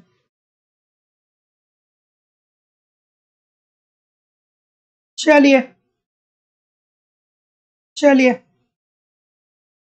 निम्न सेट में कौन सा एक संघीय सरकार के संसाधनों से संबंध रखता है? थोड़ा थोड़ा सा थोड़ा सेशन को लाइक और शेयर भी जरूर कर दिया करिए। निवेदन है सभी लोगों से, इतने सारे लोग क्लास ले रहे हैं फिर भी लाइक और शेयर की संख्या बहुत कम है। चलिए भाई बता दीजिए मुझे। ऑप्शन नंबर, ये पूछ रहा है कि संघीय सरकार अर्थात ये किसकी बात कर रहा है? केंद्र सरकार की बात कर रहा है। ठीक है, केंद्र सरकार कौन कौन सा टैक्स लगाती है आपको बताना है। तो सबको पता होगा दोस्तों, इनकम टैक्स अर्थात आय पर जो टैक्स लगता है आयकर, ये क्या है? केंद्र सरकार के द्वारा इम्पोज किया जाता है। सीमा शुल्क और निगम कर, ये तीनों जो है ये केंद्र सरकार के द्वारा लगाया जाता है। तो जितने लोग भी डी बोल रहे हैं सबका उत्तर बिल्कुल ठीक है। अगला प्रश्न, रामसे का नियम बहुत इंपॉर्टेंट है। ठीक है, चलिए रामसे का नियम क्या उत्तर होगा भैया? बिल्कुल ठीक है, क्या उत्तर होगा? जैसा कि मैं देख पा रहा हूं, बिल्कुल ठीक है। तो रैमसे कर नियम के लिए निम्नलिखित में से एक सही है। तो सही ये है कि उन आगतों तथा निर्गतों पर भारी कर जिसकी पूर्ति क्या है? बेलोचदार है, मतलब जिसकी पूर्ति में परिवर्तन नहीं हो सकता है। जैसे पूर्ति बेलोचदार किसके लिए हो सकती है? सिगरेट के लिए हो सकती है। ठीक है, सिगरेट के लिए हो सकता है। उसके बाद नमक के लिए हो सकता है। यहाँ पे क्या किया जाएगा कि कितना भी ज्यादा टैक्स लगा दिया जाएगा तो भी जो सिगरेट पीने वाले हैं वो सिगरेट जरूर पिएंगे। कितना भी टैक्स लगा दिया जाएगा तो जो नमक खाने वाले हैं वो नमक जरूर खाएंगे, खाना ही पड़ेगा, है ना। तो रैम से कर नियम के लिए निम्नलिखित में से एक सही है। तो उन आगतों तथा निर्गतों पर भारी कर जिसकी पूर्ति क्या है? बेलोचदार है। तो ऑप्शन नंबर सी जितने लोग भी बोल रहे हैं सभी लोग का उत्तर बिल्कुल ठीक है। ये प्रश्न बहुत इंपॉर्टेंट है, बहुत बार ये प्रश्न पूछा गया है कि स्फीति अवसाद का आशय क्या होता है। चलिए, स्फीति अवसाद का आशय क्या होता है आपको बेसिकली कमेंट करके बताना है। बिल्कुल ठीक है। तो अगर जो आप ये जानते होंगे कि स्फीति अवसाद की इंग्लिश टर्मिनोलॉजी क्या है तो आप बहुत अच्छे से इसको कर पाएंगे, नहीं जानते होंगे तो नहीं कर पाएंगे। ये किसकी बात कर रहा है? स्टैगफ्लेशन की बात कर रहा है ना, स्टैगफ्लेशन की बात कर रहा है ना।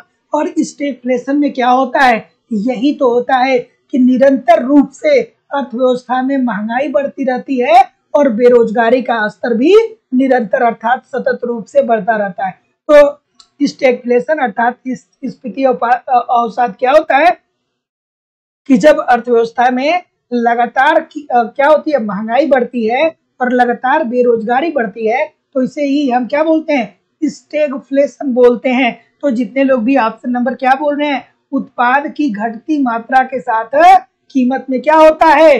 वृद्धि होता है। एब्सोल्युटली ठीक है, उत्पाद की मात्रा घटती है तथा कीमतों में सतत रूप से क्या होता है? वृद्धि होता है। ऑप्शन नंबर ए बिल्कुल ठीक है। अगला प्रश्न, केन्स जिस मुद्रास्फीति से बहुत अत्यधिक चिंतित थे वो कौन सा था? इजी सा प्रश्न है। और दोस्तों, जिन लोगों ने भी अभी तक लाइव स्टडी इलाहाबाद की मोबाइल एप्लीकेशन पे इकोनॉमिक्स के कॉन्सेप्ट की क्लास में एडमिशन नहीं लिया है, जरूर आप एडमिशन लीजिए। आप, मैं जिम्मेदारी और विश्वास से कह सकता हूँ कि आपको यहाँ पे ए टू जेड इकोनॉमिक्स के सारे कॉन्सेप्ट पढ़ाए जा रहे हैं।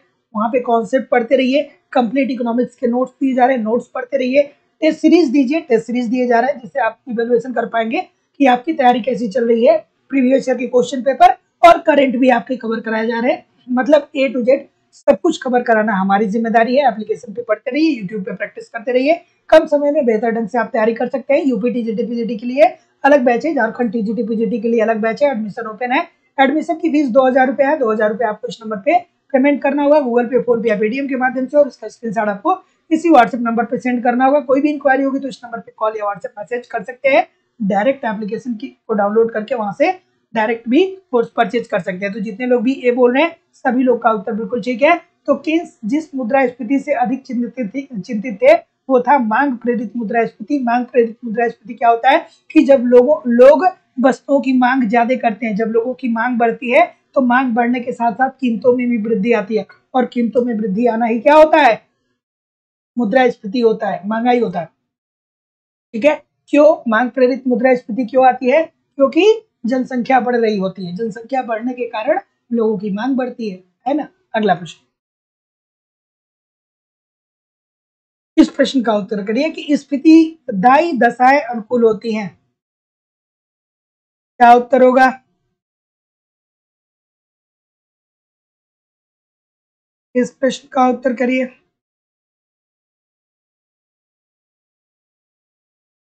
स्फीति दायी दशाएं किसके लिए अनुकूल होती हैं? अर्थात जब महंगाई आती है तो ये किसके लिए अनुकूल होता है? धैर्य बनाएंगे, उत्तर सही देंगे, नहीं बनाएंगे सही नहीं देंगे, है ना। धैर्य बनाने की जरूरत होती है ऐसे प्रश्नों। उधार देने वाले तथा गरीबों के लिए। क्या ये बात ठीक है? तो जितने लोग भी डी बोल रहे हैं भैया, आपकी बात बहुत अच्छी है। जब महंगाई आती है तो जो उधार लिया होता है उसको लाभ होता है, क्योंकि आज से 10 साल पहले 10 रुपए की वैल्यू अलग थी, आज 10 रुपए की वैल्यू अलग है। ठीक है। तो मुद्रा की वैल्यू में क्या आ रहा है? अंतर आ रहा है। जितने लोग भी डी बोल रहे हैं बिल्कुल ठीक है। अगला, मांग प्रेरित स्थिति हो सकती है, बच्चों वाला प्रश्न है। बच्चों वाला प्रश्न है, बिल्कुल ठीक है। तो रुकने की जरूरत तो है नहीं यहाँ पे कि है? ठीक है, रुकने की जरूरत है इस प्रश्न में।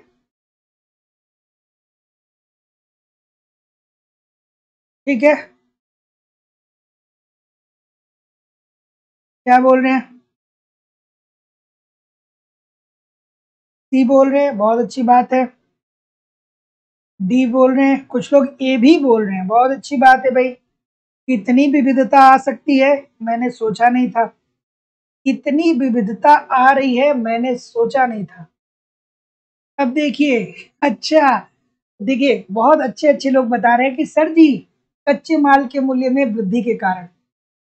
भाई क्यों बोल रहे हैं? मांग प्रेरित स्थिति कब होती है? उपभोग व्यय में वृद्धि के कारण ना। ऑप्शन नंबर ए तो तब होगा जब लागत प्रेरित स्थिति की बात करेगा।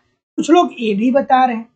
अरे भाई, ए वाली कंडीशन तो लागत प्रेरित स्थिति की बात होती है ना।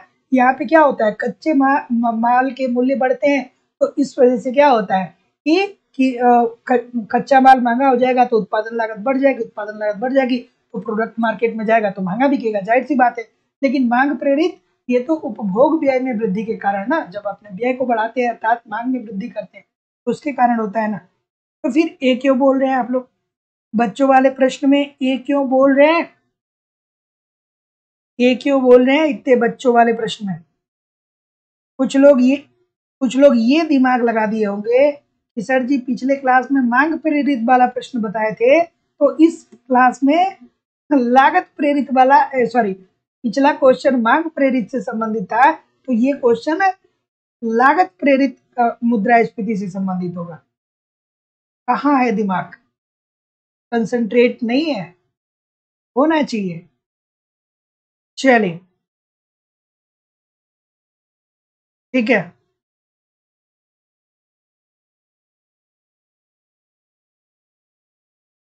ठीक है। सी, सी बोल रहे हैं सभी लोग, सभी लोग सी बोल रहे हैं। बिल्कुल ठीक बोल रहे हैं, बहुत अच्छी बात है, यहाँ पे गलत नहीं हुआ। थोक मूल्य सूचकांक, तो मुद्रा के मूल्य में परिवर्तन का माप कौन करता है? थोक मूल्य सूचकांक के द्वारा मुद्रा के मूल्य में परिवर्तन होता है। एप्लीकेशन पे अभी 3 या 4 क्लास पहले ही मैंने पढ़ाया था इन सारी चीजों, है ना। जो लोग एडमिशन लिए हैं थोड़ा सा वीडियो को रिवाइज करते हैं। अगला प्रश्न, और देखिए दोस्तों, जितने लोग भी मतलब बहुत दिनों से तैयारी कर रहे हैं, है ना, आप बहुत दूर नहीं है, एक सफलता से आप बहुत दूर नहीं है। अगर जो आप लगातार प्रयास कर रहे हैं तो कहीं इसमें दो राय नहीं है कि आपके प्रतिभा में कमी है या आपके टैलेंट में कमी है। थोड़ी सी आपकी टेक्निक खराब हो सकती है, उस टेक्निक को सुधार कर लीजिए, उस टेक्निक को, अपनी टेक्निक को थोड़ा सा ठीक कर लीजिए, आप बिल्कुल सफल हो जाएंगे। अगर जो आपके पास मेहनत करने की काबिलियत है, अगर जो आप मेहनत कर पा रहे हैं, तो जिंदगी में आप कुछ भी पा सकते हैं, है ना। कभी कभी थोड़ी सी टेक्निक पे भी काम करना है। तो टेक्निक क्या होगी? अब आप कहेंगे सर टेक्निक क्या होगी? टेक्निक ये होगा कि आप देखिए कि कौन से टॉपिक आपके सबसे ज्यादा कमजोर है, और जो टॉपिक सबसे ज्यादा कमजोर है उस टॉपिक को सबसे ज्यादा मजबूत बना लीजिए। आपका सिलेक्शन कोई रोक नहीं सकता है ना। अगला प्रश्न, चलिए, कि मुद्रास्फीति अन्यायपूर्ण है और और ये बातें तो सोच दीजिए। अब देखिए कुछ लोग ज्ञान देने लगे कि स्ट्रेटजी ही खराब है, या कुछ ऐसा है या कुछ वैसा है। भाई इस प्रकार की ज्ञान की जरूरत नहीं है। टेक्निक किसी की भी खराब हो सकती है। अभी 3 सालों से विराट कोहली क्या थे, थोड़े से आउट ऑफ फॉर्म चल रहे थे, तो थोड़ा सा बुरा दिन आता है सबका, सब ठीक हो जाता है ना। तो इधर उधर की बातों पे ध्यान नहीं देना है, हम इंसान हैं, थोड़ी बहुत हमारे अंदर दिक्कतें होती हैं, तो क्या करना है, उसको ठीक करना है ना। अगला प्रश्न, इस प्रश्न का उत्तर करिए। चलिए, कि मुद्रास्फीति अन्यायपूर्ण है और संकुचन अनुपयुक्त है। इन दोनों में से मुद्रा संकुचन अधिक बुरा है। किसने कहा था भैया? किन साहब ने कहा था। मुद्रास्फीति में क्या होती है?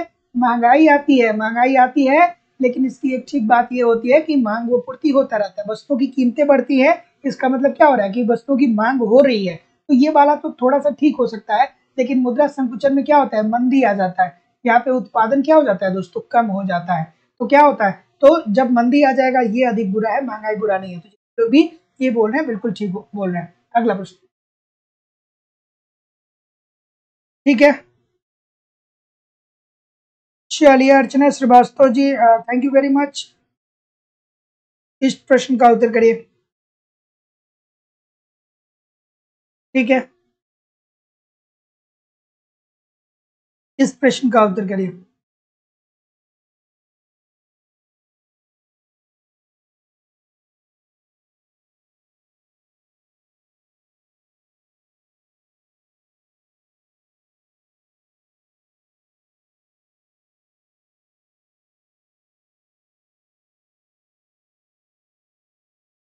सनी गुप्ता जी करे सर आपसे पर्सनल बात पर भी डिस्कस कर सकते हैं। पर्सनल बात पे क्या डिस्कस करना है? हाँ, अब पढ़ रहे हैं आपके कमेंट को। चलिए, इस प्रश्न का उत्तर करिए कि मुद्रास्फीति की तुलना डाकू से की जानी चाहिए। ये किस शास्त्री का कथन है भैया? तो ये तो देखते ही आपको पता होना चाहिए। इनमें से कोई नहीं, बिल्कुल ठीक है, ब्रह्मानंद और वकील ने। ठीक है, ब्रह्मानंद और वकील ने कहा कि मुद्रास्फीति जो है इसकी तुलना डाकू से किया जा सकता है। क्यों किया जा सकता है? क्योंकि जब महंगाई आती है तो ये गरीबों को बहुत लूटता है ना। अमूल का दूध जो 10 रुपए में मिलता था वो 12 रुपए का हो गया। तो अब क्या होगा? अमीरों पे तो बहुत असर पड़ेगा नहीं, 10 की जगह 12 दे देंगे, कोई दिक्कत नहीं होगा। लेकिन जो व्यक्ति गरीब है वो 10 रुपए की जगह 12 रुपए देगा, तो उसको बहुत दुख होगा, बहुत दर्द होगा, है कि नहीं। इस प्रश्न, तो थोड़ा सा लाइक और शेयर जरूर किया करिए। इस सेशन को निवेदन है सभी लोगों से, लाइक और शेयर जरूर किया करिए। चलिए, चलिए,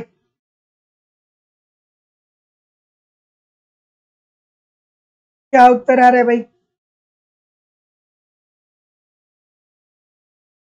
चले, कि प्रत्याशा की लोच निम्नलिखित में से किसकी माप है? तो जैसा कि मैं देख पा रहा हूं, बिल्कुल ठीक है। ऑप्शन नंबर डी बोल रहे हैं सभी लोग। सभी बेहतर है क्या? प्रत्याशित मुद्रा स्फीति दर के। तो जितने लोग भी क्या बोल रहे हैं, डी बोल रहे हैं, सभी लोग का उत्तर यहाँ पे बिल्कुल ठीक है। इसका मतलब क्या होता है? इसका मतलब यही तो होता है ना कि यदि मुद्रा की पूर्ति में 5% की वृद्धि हो रही है तो मूल्य स्तर में भी क्या हो रहा है? 5% का वृद्धि हो रहा है। ठीक है, तो option number D according to the question बिल्कुल ठीक हो जाएगा, है ना। तो प्रत्याशा की लोच निम्नलिखित में से किसकी माप है? तो प्रत्याशित मुद्रा स्फीति दर के। इसमें क्या होता है कि कोई वस्तु अगर जो, चलिए इस प्रश्न का उत्तर करिए, बहुत बार बताया। अगला प्रश्न, चलिए,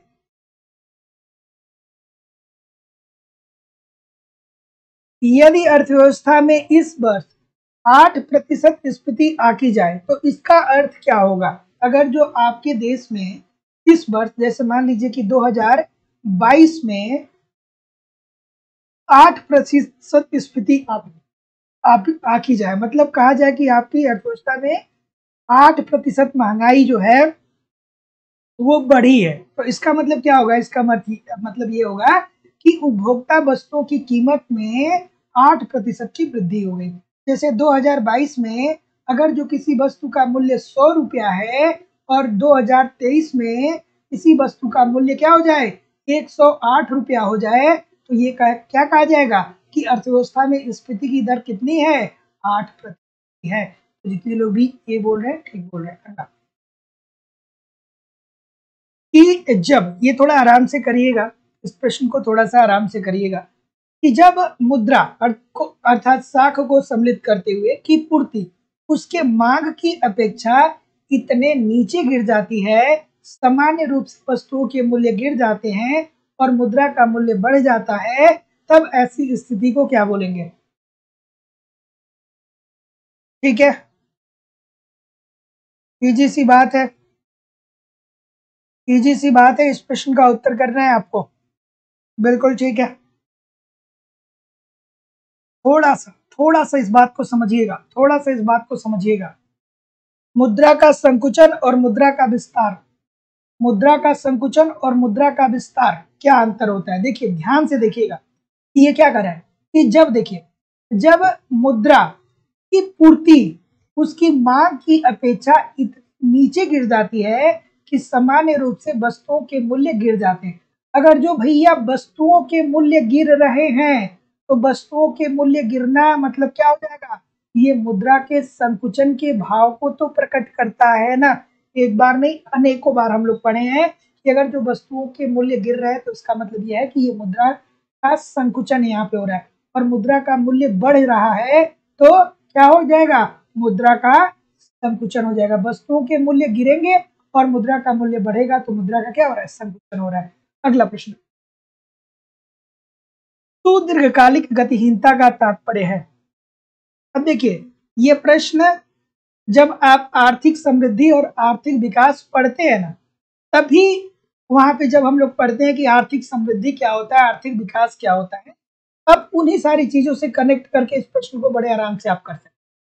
हम बार बार आपको बताते हैं, बार बार हम बताते रहते हैं कि आर्थिक विकास और आर्थिक समृद्धि एक सतत प्रक्रिया है जो लगातार चले। ऐसा नहीं कि समृद्धि या विकास 2022 में थोड़ा सा हो, उसके बाद 23 में न हो, 24 में हो, 25 में न हो। क्रम नहीं टूटना चाहिए, सतत रूप से वृद्धि होनी चाहिए। 22 में 1%, 23 में 2%, 24 में 5%, 25 में 10%, सतत रूप से होगा तभी उसको हम क्या बोलेंगे? विकास या समृद्धि बोलेंगे। और यहाँ पे गतिहीनता की बात कर रहा है, तो गतिहीनता की बात कर रहा है तो क्या हो जाएगा? क्रमिक अवधि में समृद्धि की सीमांत दर में क्या आ जाए? कमी आ जाए। मतलब सतत रूप से, लगातार रूप से समृद्धि की सीमांत दर में अगर जो कमी आएगी तो इसे सुदीर्घकालिक गतिहीनता बोलेंगे। तो जितने लोग भी डी बोल रहे हैं भैया, thank you very much everybody, बहुत अच्छा आप बोल रहे हैं। अगला प्रश्न, कि मंदी की स्थिति में इस तरह का बजट अपेक्षित है। मंदी की स्थिति में क्या होता है भैया, अर्थव्यवस्था में मंदी कब आता है? अर्थव्यवस्था में मंदी तक का मतलब ये होता है कि उत्पादन जो होता है ना, वो उत्पादन का स्तर कम हो जाता है। उत्पादन का स्तर कम क्यों हो जाएगा? क्योंकि भैया मांग कम होगी, और जब मांग कम होगी तो प्रेरित निवेश नहीं होगा, स्वायत्त निवेश होगा। और एक समय बाद जब मांग और कम होने लगेगा तो पूर्ति भी क्या करना पड़ेगा? कम करना पड़ेगा। तो मांग व पूर्ति दोनों नीचे की तरफ चला जाएगा। ऐसी स्थिति में उत्पादन का स्तर कम हो जाएगा, और उत्पादन का स्तर कम हो जाएगा तो यही स्थिति मंदी की आ जाएगी। ऐसी स्थिति में सरकार को घाटे का बजट बढ़ा देना चाहिए, जिससे, अब घाटे का बजट क्या होता है कि सरकार को जितनी आय प्राप्त हो रही है उससे ज्यादा आय सरकार को अर्थव्यवस्था में व्यय कर देना चाहिए, जिससे अर्थव्यवस्था में जब सरकार ज्यादा व्यय करेगा तो लोगों के पास निवेश की क्षमता बढ़ेगी, लोगों के पास उपभोग की क्षमता बढ़ेगी, और निवेश और उपभोग की क्षमता बढ़ेगी तो मांग व पूर्ति पुनः क्या होगा दोस्तों? ऊंचे स्तर पे जाएगा। तो इसलिए ये जितने लोग भी कर रहे हैं बहुत अच्छा बोल रहे हैं। अगला प्रश्न कि जब मुद्रा के मूल्य में स्वतः ही बाजार के प्रवाहों द्वारा गिरावट आती है तो उसे क्या बोलते हैं? चलिए, सभी लोग थोड़ा सा सेशन को लाइक और शेयर भी जरूर कर दिया करिए। निवेदन है सभी लोगों से, इतने सारे लोग क्लास देख रहे हैं फिर भी लाइक और शेयर की संख्या बहुत कम है। थोड़ा सा लाइक और शेयर सेशन को जरूर किया करिए। बिल्कुल ठीक है, बिल्कुल ठीक है। ऑप्शन नंबर ए बोल रहे हैं। और निवेदन है कि जो लोग भी अभी एडमिशन ले रहे हैं कृपया करके कॉल ना करें। जहां पे आपने पेमेंट किया है, जिस नंबर पे आपने फीस पेमेंट किया है, इसी नंबर पे आप व्हाट्सएप मैसेज कर दीजिए, है ना। आप अगर जो कॉल या मैसेज करेंगे तो मैं अभी रिसीव नहीं कर पाऊंगा। मेरी भी समस्याओं को समझने का प्रयास करिए, है ना। अभी 5 मिनट के अंदर आपको बैच में ऐड कर दिया जाएगा, तो आप बिल्कुल निश्चिंत। चलिए, अगला प्रश्न आपके सामने ये रहा। क्या बोल रहे हैं भैया कि जब मुद्रा के मूल्य में स्वतः ही बाजार के प्रवाहों द्वारा गिरावट आती है तो इसे हम क्या बोलते हैं?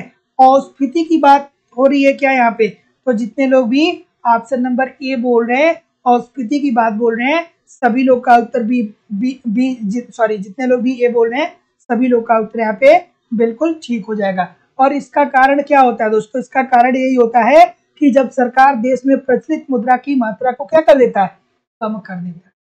सरकार प्रचलित मुद्रा की मात्रा को कम कर देता है, ठीक है। उसके साथ साथ जब केंद्रीय बैंक खुले बाजार में प्रतिभूतियों को बेचता है या केंद्रीय बैंक बैंक दर में वृद्धि करता है, तो वही बात हो रही है कि जब मुद्रा के मूल्य में स्वतः ही बाजार के प्रवाहों द्वारा गिरावट आती है तो ये होती है अस्फीति की स्थिति। अगला प्रश्न, यदि अर्थव्यवस्था में पूर्ण रोजगार की स्थिति में कार्यरत हो तो निम्नलिखित में से कौन सा कारण मुद्रास्फीति को जन्म देगा? चलिए, पूर्ण रोजगार की स्थिति विद्यमान है तो महंगाई क्यों आ सकती है, बता दीजिए आप मुझे। पूछ रहा है कि अर्थव्यवस्था में पूर्ण रोजगार। अच्छा, आप पूर्ण रोजगार बार बार तो पढ़ते हैं, लेकिन आप मुझे कमेंट करके बताइए कि अगर जो हम इस पूर्ण रोजगार को आसान शब्दों में व्यक्त करना चाहें तो क्या कहेंगे कि अर्थव्यवस्था में कौन सी अवस्था है? सभी लोग को कमेंट करके बताना है, सभी लोग को कमेंट करके बताना है कि पढ़ते तो है कि एडम स्मिथ साहब कहते हैं कि अर्थव्यवस्था में पूर्ण रोजगार की स्थिति विद्यमान है, ठीक है। बहुत सारे अर्थशास्त्री जो है वो पूर्ण रोजगार की बात करते हैं, लेकिन क्या मतलब है पूर्ण रोजगार का, ठीक है, आसान शब्दों में बात करें तो। चलिए, ऑप्शन नंबर डी बोल रहे हैं, सभी लोग डी बोल रहे हैं, बिल्कुल ठीक है, डी बोल रहे हैं सभी लोग डी बोल रहे हैं, बहुत अच्छी बात है। तो जितने लोग भी डी बोल रहे हैं सभी लोग का उत्तर यहाँ पे बिल्कुल ठीक हो जाएगा। अप्रत्यक्ष करों में कमी कर दी जाए। अगर जो पूर्ण रोजगार की स्थिति में अर्थव्यवस्था कार्यरत है तो कौन सा कारण मुद्रास्फीति को जन्म देगा? मुद्रास्फीति को जन्म क्या दे सकता है? महंगाई कौन बढ़ा देगा? महंगाई बढ़ जाएगी। अगर जो अप्रत्यक्ष कर में कमी आ जाएगी, कर कम हो जाएगा तो लोगों की उपभोग प्रवृत्ति बढ़ जाएगी, मांग बढ़ जाएगी, मांग बढ़ने से मुद्रास्फीति आ सकती है। अगला प्रश्न, बिल्कुल ठीक है, संसाधनों का पूर्ण विदोहन। ठीक है, या संसाधनों का पूर्ण उपयोग। जो आपके संसाधन है उन संसाधनों का आप पूर्ण रूप से उपयोग कर पा रहे हैं। उत्पादन के स्तर को बहुत ज्यादा नहीं बढ़ाया जा सकता, है ना। ऑलरेडी उत्पादन का स्तर क्या है, ठीक ठाक है। अगला प्रश्न, ठीक है, इस प्रश्न का उत्तर करिए कि फिलिप्स बकर के अनुसार बेरोजगारी की प्राकृतिक दौर पर लौट आएगी जब। अब ये इजी सा प्रश्न है। फिलिप्स साहब ने क्या कहा था कि मौद्रिक मजदूरी और बेरोजगारी में विपरीत संबंध देखने को मिलता है। मौद्रिक मजदूरी और बेरोजगारी में विपरीत संबंध देखने को मिलता है, ठीक है। जब मौद्रिक मजदूरी बढ़ेगा तो बेरोजगारी क्या होगी, कम होगी, ठीक है। तो जितने लोग भी क्या बोल रहे हैं, डी बोल रहे हैं, स्फीति मौद्रिक मजदूरी में बढ़ोतरी से अधिक हो। तो फिलिप्स बकर अगर जो आपने पढ़ा होगा भैया तो बहुत आसानी से जानते होंगे। तो फिलिप्स बकर के अनुसार बेरोजगारी की प्राकृतिक दौर पर लौट आएगी जब स्फीति मौद्रिक मजदूरी में बढ़ोतरी से अधिक हो। और यही तो हम लोग फिलिप्स बकर के अंतर्गत पढ़ते हैं कि फिलिप्स साहब ने कहा था कि जो मजदूरी की दर होती है और जो बेरोजगारी होती है इसमें विपरीत संबंध देखने को मिलता है। यहीं पे आपको पीगू साहब भी याद आने चाहिए। अगला प्रश्न बहुत इंपॉर्टेंट है, बहुत बार प्रश्न पूछा गया है। सभी लोग एक बार वीडियो को लाइक और शेयर जरूर कर दीजिए। इस प्रश्न का उत्तर करिए कि जनांकिकीय लाभांश की परिघटना निम्नलिखित में से किससे संबंधित है। और जिन लोगों ने भी अभी तक चैनल को सब्सक्राइब नहीं किया है, चैनल को सब्सक्राइब कर लीजिए। प्रत्येक दिन शाम को 7 बजे से आपकी क्लास होती है। डिस्क्रिप्शन बॉक्स में एप्लीकेशन का लिंक है, एप्लीकेशन डाउनलोड करके टेलीग्राम का भी लिंक है, उसको भी आप टेलीग्राम को भी ज्वाइन कर लीजिए। चलिए भाई, बच्चों वाली बात है, बच्चों वाली बात है कि नहीं है। जनांकिकीय लाभांश की परिघटना किससे संबंधित है।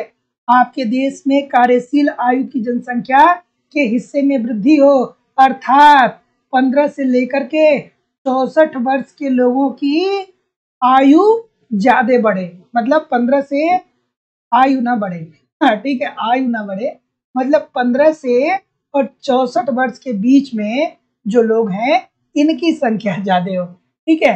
तो ये कार्यशील जनसंख्या हम किसे मानते हैं, 15 से 64 के बीच वाले को ही तो मानते हैं ना। तो जितने लोग भी डी बोल रहे हैं सभी लोग का उत्तर यहाँ पे बिल्कुल ठीक हो जाएगा। अगर जो किसी देश में ये जनसंख्या ज्यादा है तो ऐसा माना जाता है कि हमारे देश के पास कार्यशील जनसंख्या ज्यादा है, हम आर्थिक विकास कर सकते हैं। तो जितने लोग भी ऑप्शन नंबर डी बोल रहे हैं बिल्कुल ठीक बोल रहे हैं। निम्नलिखित में से असंगठित मुद्रा बाजार का अंग है। असंगठित मुद्रा बाजार का अंग कौन सा है। इजी सा प्रश्न है भैया। एक तो होता है संगठित मुद्रा बाजार का अंग, दूसरा होता है असंगठित मुद्रा बाजार का अंग, ठीक है। एक होता है दोस्तों परंपरागत साख के स्रोत और दूसरा होता है गैर परंपरागत साख के स्रोत।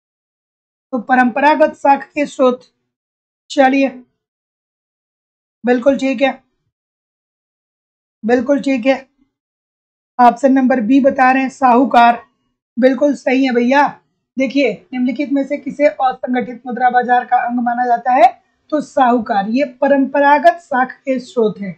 जब बैंकिंग प्रणाली बहुत अच्छी नहीं थी, जब 14 बैंकों का राष्ट्रीयकरण 1969 तक नहीं किया गया था, तब तक कोई व्यक्ति को कर्ज चाहिए, ऋण चाहिए तो साहूकार के पास जाता था, महाजन के पास जाता था, सगे संबंधियों के पास जाता था, वहां से कर्ज लेता था। लेकिन 1969 में 14 बैंकों का राष्ट्रीयकरण गवर्नमेंट ने करा दिया, तो क्या हुआ कि अब ये बैंक जो है वो कृषकों को भी ऋण देना प्रारंभ कर दी। तो ये असंगठित मुद्रा बाजार का अंग जो है वो साहूकार है और संगठित मुद्रा बाजार का अंग है सहकारी बैंक, क्षेत्रीय ग्रामीण बैंक और व्यापारिक बैंक। अगला, निम्नलिखित में से कौन सा यूनिट ट्रस्ट ऑफ इंडिया से संबंधित नहीं है। यूनिट ट्रस्ट ऑफ इंडिया से संबंधित कौन सा नहीं है।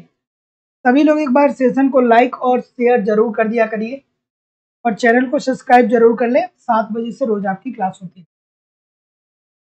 चलिए बताइए निम्नलिखित में से कौन सा यूनियन ट्रस्ट ऑफ इंडिया से संबंधित नहीं है।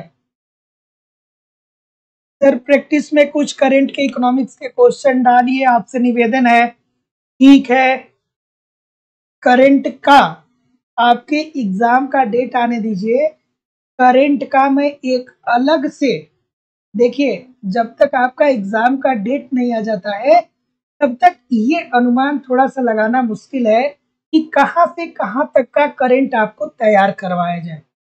तो जब एग्जाम का डेट आ जाएगा ना, तब मैं आपको ठीक तरीके से सारे करंट के जितने भी क्वेश्चन बनते हैं यूट्यूब पे, सारे प्रश्न आपको मैं प्रैक्टिस करा दूंगा। तो करंट 1 2 या 3 प्रश्न की बात है, बहुत परेशान ना होइए। मैंने बोला है सब कुछ कवर होगा, कुछ भी छूटेगा नहीं। ए टू जेड सब कुछ कवर होगा, कुछ भी छूटने वाला नहीं। आप लोग बिल्कुल निश्चिंत रहिए, है ना। चलिए, तो क्या उत्तर हो जाएगा? निम्नलिखित में से कौन सा यूनिट ट्रस्ट ऑफ इंडिया से संबंधित नहीं है? जैसे मैं, ठीक है, जैसे मैं करंट अभी करवा दूं और पता चले आपके एग्जाम का अभी कोई भरोसा नहीं है कि कब तक होने वाला है ना। तो जितने लोग भी ये बोल रहे हैं कैन गंगा, सभी लोग का उत्तर यहाँ पे बिल्कुल ठीक है। तो याद रखिएगा कि भारत में साझा कोष व्यवस्था का शुभारंभ यूनिट ट्रस्ट ऑफ इंडिया 1964 को आरंभ किया गया। तो जितने लोग भी ये बोल रहे हैं बिल्कुल ठीक है, ये यूनिट ट्रस्ट ऑफ इंडिया से संबंधित क्या, कैन गंगा। और फिर से एक बार बता दूं, बहुत सारे लोग पूछते रहते हैं सर जी टीजीटी पीजीटी का एग्जाम डेट क्या है। देखिए, अब जो वर्तमान समय में वर्तमान स्थिति है, दिसंबर में आपका दिसंबर तक एग्जाम होते हुए बिल्कुल दिख नहीं रहा है। अगर जो दिवाली की छुट्टियों के पहले सदस्यों की नियुक्ति हो गई, तब तो तब तो दिसंबर आप मान के चलिए कि थोड़ी बहुत उम्मीद है कि दिसंबर में हो जाए। दिवाली की छुट्टियों के पहले अगर जो मेंबर नहीं बन पाए, फिर आपकी वैकेंसी मार्च में चली जाएगी, और सॉरी फरवरी में चली जाएगी। और अगर जो फरवरी में अगर जो आपका एग्जाम किसी कारणवश न हो पाया, ऐसी उम्मीद है कि मुश्किल है, इसलिए कि बोर्ड का एग्जाम कराना है और भी बहुत सारे पेंडिंग में कार्य माध्यमिक सेवा चयन बोर्ड के पास है। तो अगर जो फरवरी में भी आपके एग्जाम नहीं हो पाए ना, उसके बाद मार्च में क्या होगा कि जो बोर्ड के अध्यक्ष जी हैं वो रिटायर हो रहे हैं, माध्यमिक शिक्षा सेवा चयन आयोग के जो अध्यक्ष हैं वो रिटायर हो रहे हैं। तो अगर जो उनका कार्यकाल खत्म हो गया, तो ये लोग सदस्य को लाने में अगर जो इतना विलंब कर दिए, तो सोचिए कि अध्यक्ष को आने में भी तो विलंब होगा। उसके बाद बोर्ड का एग्जाम होगा, फिर चीजें आपकी थोड़ी और आगे बढ़ सकती है। तो बस आप यही एक तरीके से मान के चलिए कि सब कुछ ठीक हो और फरवरी तक आपका एग्जाम कम से कम हो जाए। अब दिसंबर वाली बात जो है वो बिल्कुल एक तरीके से खत्म है। 1 या 2% चांसेस है कि दिसंबर में आपका एग्जाम हो पाए, अदरवाइज फरवरी में ही एग्जाम होने के चांसेस है। और अगर जो फरवरी में नहीं होता है दोस्तों, तो आपकी वैकेंसी फिर बढ़ भी सकती है, क्योंकि 6 महीने पुराना अगर जो अधियाचन हो जाता है तो एक बार पुनः आयोग को अधियाचन लेना पड़ेगा और सीटों की संख्या बढ़ानी होगी, है ना। चलिए अगला प्रश्न ये रहा कि सरकार के वित्तीय समावेश कोष FIF बनाने का निश्चय वित्तीय समावेश समिति की संस्तुति के आधार पर किया, जिसके अध्यक्ष थे, कौन थे अध्यक्ष भाई? तो जितने लोग भी ऑप्शन नंबर सी बोल रहे हैं, रंगराजन की बात बोल रहे हैं, सभी लोग का उत्तर यहाँ पे बिल्कुल ठीक हो जाएगा। तो रंगराजन जितने लोग भी बोल रहे हैं, सी रंगराजन, सभी लोग का उत्तर ठीक है।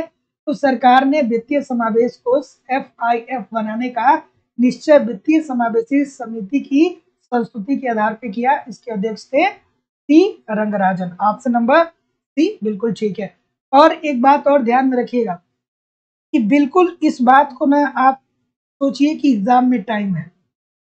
एग्जाम में अगर जो आप ये सोच के बैठ जाएंगे कि एग्जाम में टाइम है और लगातार प्रयास नहीं करेंगे ना, तो सारी मेहनत आपकी बेकार चली जाएगी।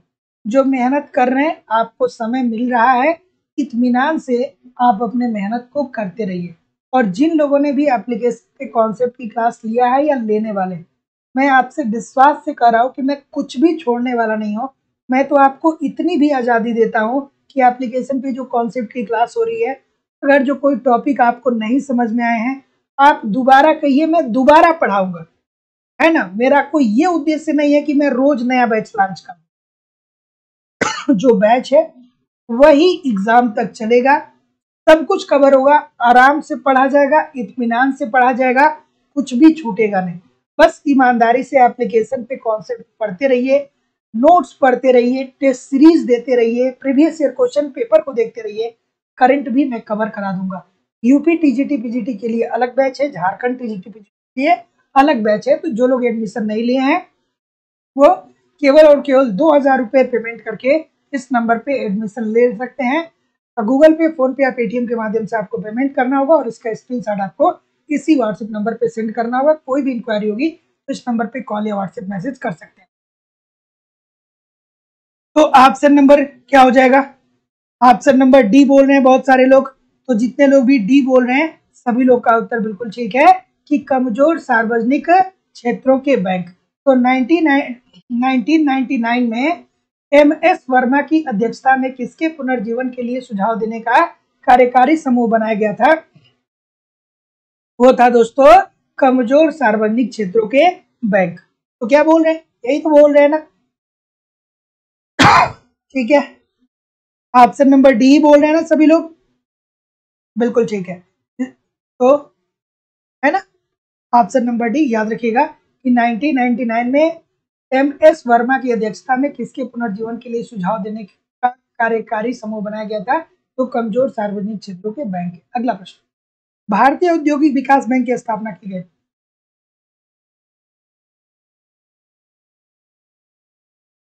ठीक है, चलिए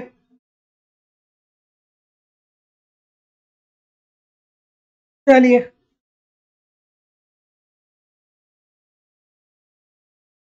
ठीक है,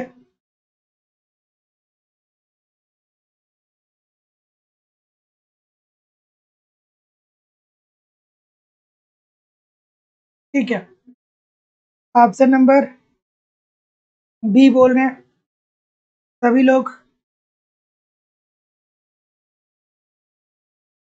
तो जितने लोग भी बी बोल रहे हैं बिल्कुल सही भैया। 1964 में भारतीय औद्योगिक विकास बैंक की जो स्थापना हुई थी वो कब हुई थी? 1964 में हुई थी। बिल्कुल ठीक है, बिल्कुल ठीक है। और ये और उद्योगों को वित्त देने वाली सर्व। चलिए,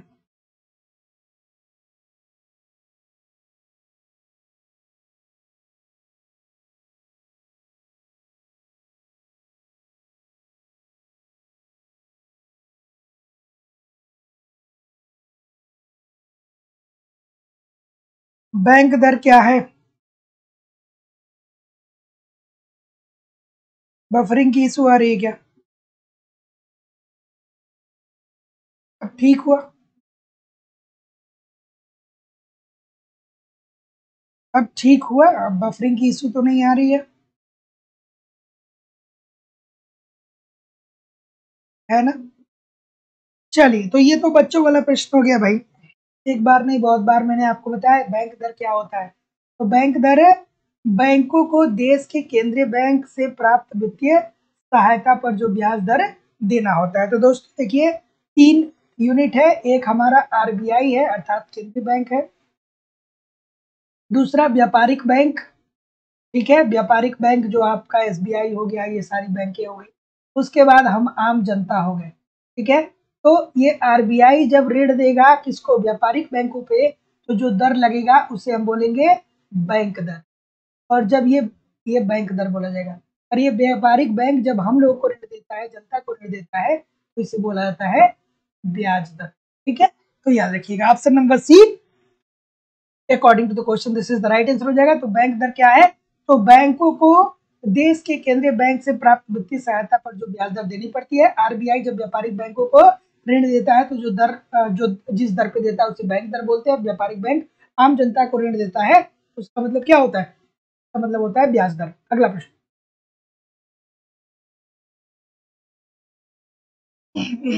इस प्रश्न का उत्तर करिए।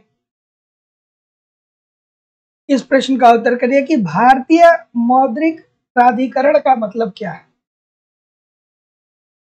चलिए,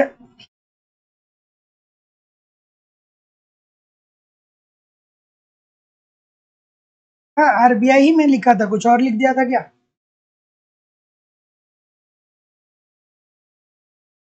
चलिए, भारतीय मौद्रिक प्राधिकरण का मतलब क्या है भाई। मौद्रिक प्राधिकरण है। अब आप कहेंगे, एग्जाम में बैठेंगे तो आपको समझ में नहीं आएगा, फिर आप ऑप्शन नंबर ए पे टिक लगा देंगे। लेकिन मौद्रिक प्राधिकरण कौन है भैया। भारतीय रिजर्व बैंक है, आरबीआई है। इसका मतलब क्या हो गया, इसका मतलब यही तो हो गया कि मुद्रा से संबंधित जो भी कार्य है वो कौन करेगा, आरबीआई करेगा। नोट छापने का एकाधिकार किसके पास है, आरबीआई के पास है, भारतीय रिजर्व बैंक के पास है। अगला प्रश्न, ग्राम स्तर पर ऋण किसके द्वारा वितरित होते हैं। गांवों के स्तर पे अर्थात ग्राम स्तर पर ऋण किसके द्वारा वितरित होते हैं। सभी लोग एक बार वीडियो को लाइक कर दीजिए और शेयर जरूर कर दीजिए, और अगर जो आपने चैनल को अभी तक सब्सक्राइब नहीं किया सब्सक्राइब कर लीजिए। प्रत्येक दिन ईच एंड एवरी डे शाम को 7 बजे से आपकी क्लास होती है। चलिए, ऑप्शन नंबर क्या बोल रहे हैं भाई, बिल्कुल ठीक है, बी बोल रहे हैं बहुत सारे लोग, प्राथमिक सहकारी समितियां। सभी लोग का उत्तर यहाँ पे बिल्कुल ठीक है।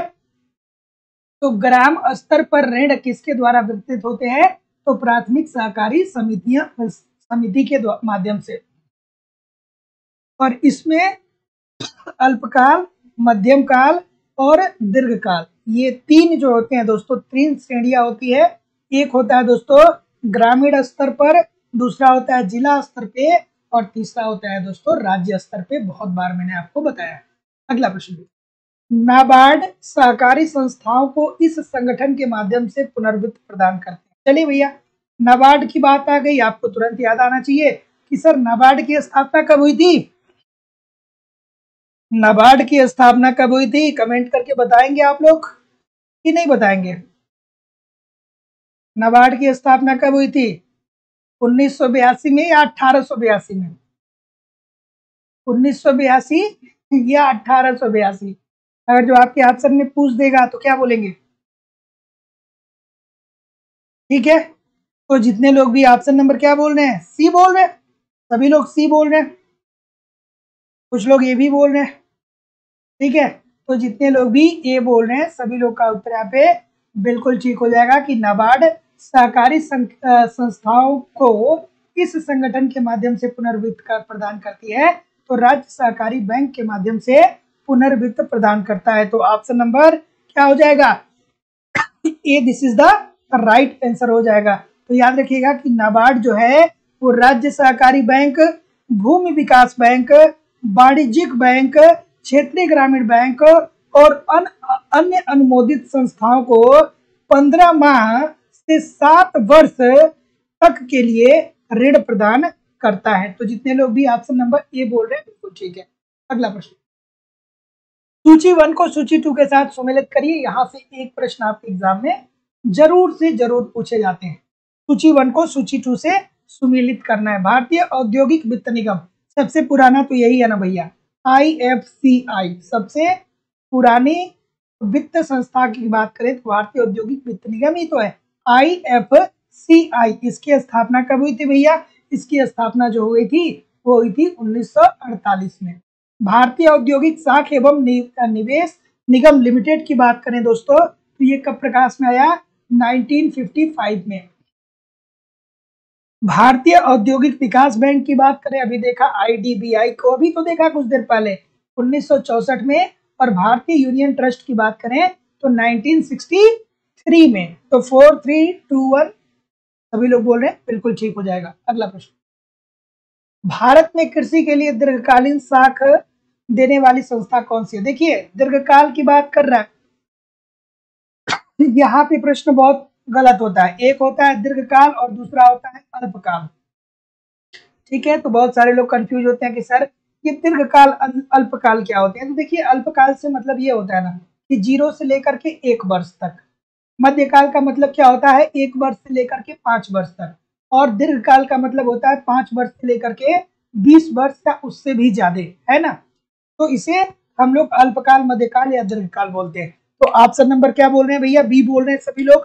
तो जितने लोग भी बी बोल रहे हैं सभी लोग का उत्तर यहाँ पे एब्सोल्युटली ठीक है भाई, कि भारत में कृषि के लिए दीर्घकालीन साख देने वाली संस्था जो है ये भूमि विकास बैंक है। Option number B according to the question this is the right answer हो जाएगा। तो याद रखिएगा कि भारत में कृषि के लिए दीर्घकालीन साख देने वाली संस्था भूमि विकास बैंक है। अगला प्रश्न कोई भी नहीं है, लेकिन कहीं भी जाइएगा नहीं दोस्तों। हमारी जो इकोनॉमिक्स की दूसरी क्लास होती है वो लाइव स्टडी इलाहाबाद के मोबाइल एप्लीकेशन पे होती है। यहाँ पे हम लोग इकोनॉमिक्स के कंप्लीट कॉन्सेप्ट को पढ़ते हैं। देखिए, कॉन्सेप्ट पढ़ना बहुत जरूरी है। अगर जो आपके कॉन्सेप्ट क्लियर नहीं है तो ऐसी स्थिति में ऑब्जेक्टिव क्वेश्चन को भी सॉल्व करना आपके लिए दोस्तों बहुत मुश्किल होता है। तो आपके इसी रिक्वायरमेंट को ध्यान में रखते हुए यूपी टीजीटी पीजीटी के अलग बैच और झारखंड टीजीटी पीजीटी के अलग बैच चलाए जा रहे हैं। यहाँ पे ए टू जेड इकोनॉमिक्स के सारे कॉन्सेप्ट आपको पढ़ाए जा रहे हैं, कुछ भी छूटेगा नहीं दोस्तों। बस ईमानदारी से आप एप्लीकेशन पे एक एक दो दो क्लासेस को पढ़ते रहिए, लाइव क्लास होती है उसको अटेम्प्ट करते रहिए। आप सारी चीजें आपको पढ़ाई जा रही हैं, वहां पे आप कॉन्सेप्ट पढ़िए, यूट्यूब पे प्रैक्टिस करिए, कुछ भी छूटने वाला नहीं है। कम समय में बेहतर ढंग से आप हमारे साथ तैयारी कर सकते हैं। साथ ही साथ ए टू जेड इकोनॉमिक्स के कंप्लीट नोट्स भी आपको दिए जा रहे हैं। तो वहां पे एप्लीकेशन पे आप कम से कम 40 मिनट नोट्स पढ़िए। साथ ही साथ बहुत सारे टेस्ट सीरीज दिए जा रहे हैं, टेस्ट दीजिए, अपना इवेल्युएशन करिए कि आपकी तैयारी कैसी चल रही है और आपके एग्जाम में किस प्रकार के प्रश्न पूछे जाते हैं। साथ ही साथ दोस्तों आपको प्रीवियस ईयर के सारे क्वेश्चन पेपर वीडियो और पीडीएफ दोनों फॉर्म में प्रोवाइड किए जाते हैं। आपका करंट भी कवर किया जाता है, मतलब सब कुछ कवर करना हमारी जिम्मेदारी है। ईमानदारी से एप्लीकेशन पे पढ़ते रहेंगे, यूट्यूब पे प्रैक्टिस करते रहेंगे, तो कहीं भी इधर उधर से कुछ भी आपको कलेक्ट करने की जरूरत नहीं पड़ेगी। कम समय में ज्यादा बेहतर ढंग से आप हमारे साथ तैयारी कर सकते हैं। और सबसे बड़ी बात की वैलिडिटी आप कोर्स आपकी लाइफ टाइम की है। इट मीन एक बार एडमिशन लेते हैं तो GIC lecturer, LT grade, UGC net और असिस्टेंट प्रोफेसर हमेशा जो भी आगे परीक्षाएं आएंगी हर कंटेंट को प्रोवाइड कराना हमारी जिम्मेदारी होगी। एडमिशन ओपन है, एडमिशन फीस केवल और केवल 2000 रुपए है दोस्तों। तो 2000 रुपए आपको इस नंबर पे पेमेंट करना होगा। 94 15 863 873 पे गूगल पे, फोन पे या पेटीएम के माध्यम से आप पेमेंट करेंगे और इसका स्क्रीनशॉट आपको इसी व्हाट्सएप नंबर पे सेंड करना होगा। कोई भी इंक्वायरी होगी तो इस नंबर पे कॉल कर सकते हैं या व्हाट्सएप मैसेज कर सकते हैं। दोस्तों जिन लोगों ने भी एडमिशन लिया है या जो लोग भी लेने वाले हैं, कम से कम आप 1 घंटे कॉन्सेप्ट को रोज पढ़ा करिए जो मेरे द्वारा वहां पे पढ़ाया जा रहा है। 40 मिनट आपको जो नोट्स दिया जा रहा है नोट्स पढ़ा करिए। एक टेस्ट पेपर वहां पे आप रोज अटेम्प्ट करिए और एक प्रीवियस ईयर क्वेश्चन पेपर को रोज अटेम्प्ट करिए और यूट्यूब पे एक वीडियो रोज देखिए। अगर जो इस क्रम को आप फॉलो करते हैं ना, इस तरीके से तो आप पढ़ाई कर रहे हैं ना, तो आपका कुछ भी छूटने वाला नहीं है। कम समय में बेहतर ढंग से आप तैयारी कर सकते हैं। और इन सारी चीजों को फॉलो करने में दोस्तों आपका 4 से 5 आवर लगेगा, इससे ज्यादा लगेगा नहीं, ठीक है। तो है ना। और अगर अगर जो आपको अलग से केवल इकोनॉमिक्स का नोट चाहिए, केवल आपको टेस्ट सीरीज चाहिए या केवल प्रीवियस ईयर का क्वेश्चन पेपर चाहिए, तो सब कुछ आपको अलग से भी मिल जाएगा। नोट्स की प्राइस जो है 500 रुपीज है, टेस्ट आप देंगे 300 रुपीज आपको देना पड़ेगा और प्रीवियस ईयर के क्वेश्चन पेपर के लिए भी 300 रुपीज देना पड़ेगा। चलिए मैं आपके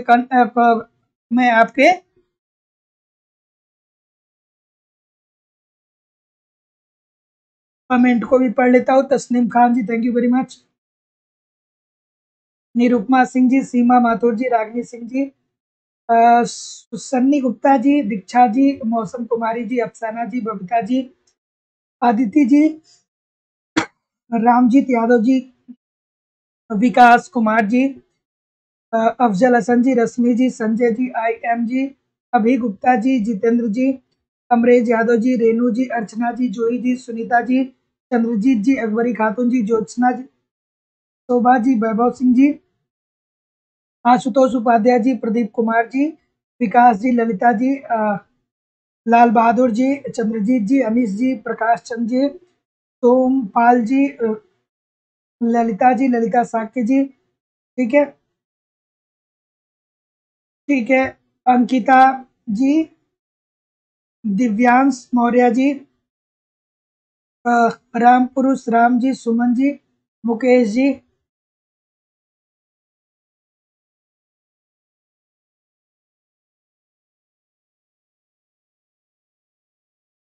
ठीक है, इस कॉन्सेप्ट क्लास में वॉइस वॉइस सर्च की सुविधा दीजिए। ठीक है, अनीस पांडे जी, मौसम कुमारी जी, ठीक है, अरुधति देवी जी। चलिए, thank you very much everybody.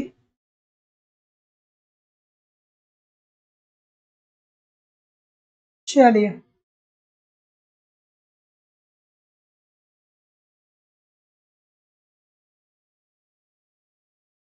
तो सिर्फ हसन जी सर, आपकी आवाज़ बहुत अच्छी है, बिल्कुल ऑक्सीजन टीचिंग मैटर भी अच्छी, थैंक यू वेरी मच। ठीक है, रामजीत यादव जी, रंजू गौड़ जी, चलिए Anees Pandey ji, thank you very much everybody. चलिए चलिए मुकेश कुमार जी, जो आप बोल रहे हैं, अगर जो ऐसा संभव हुआ तो मैं उपलब्ध करा दूंगा। ठीक है, क्योंकि ये सारी चीज़ें मेरे हाथ में नहीं होती है, एप्लीकेशन वालों के हाथ में होती है।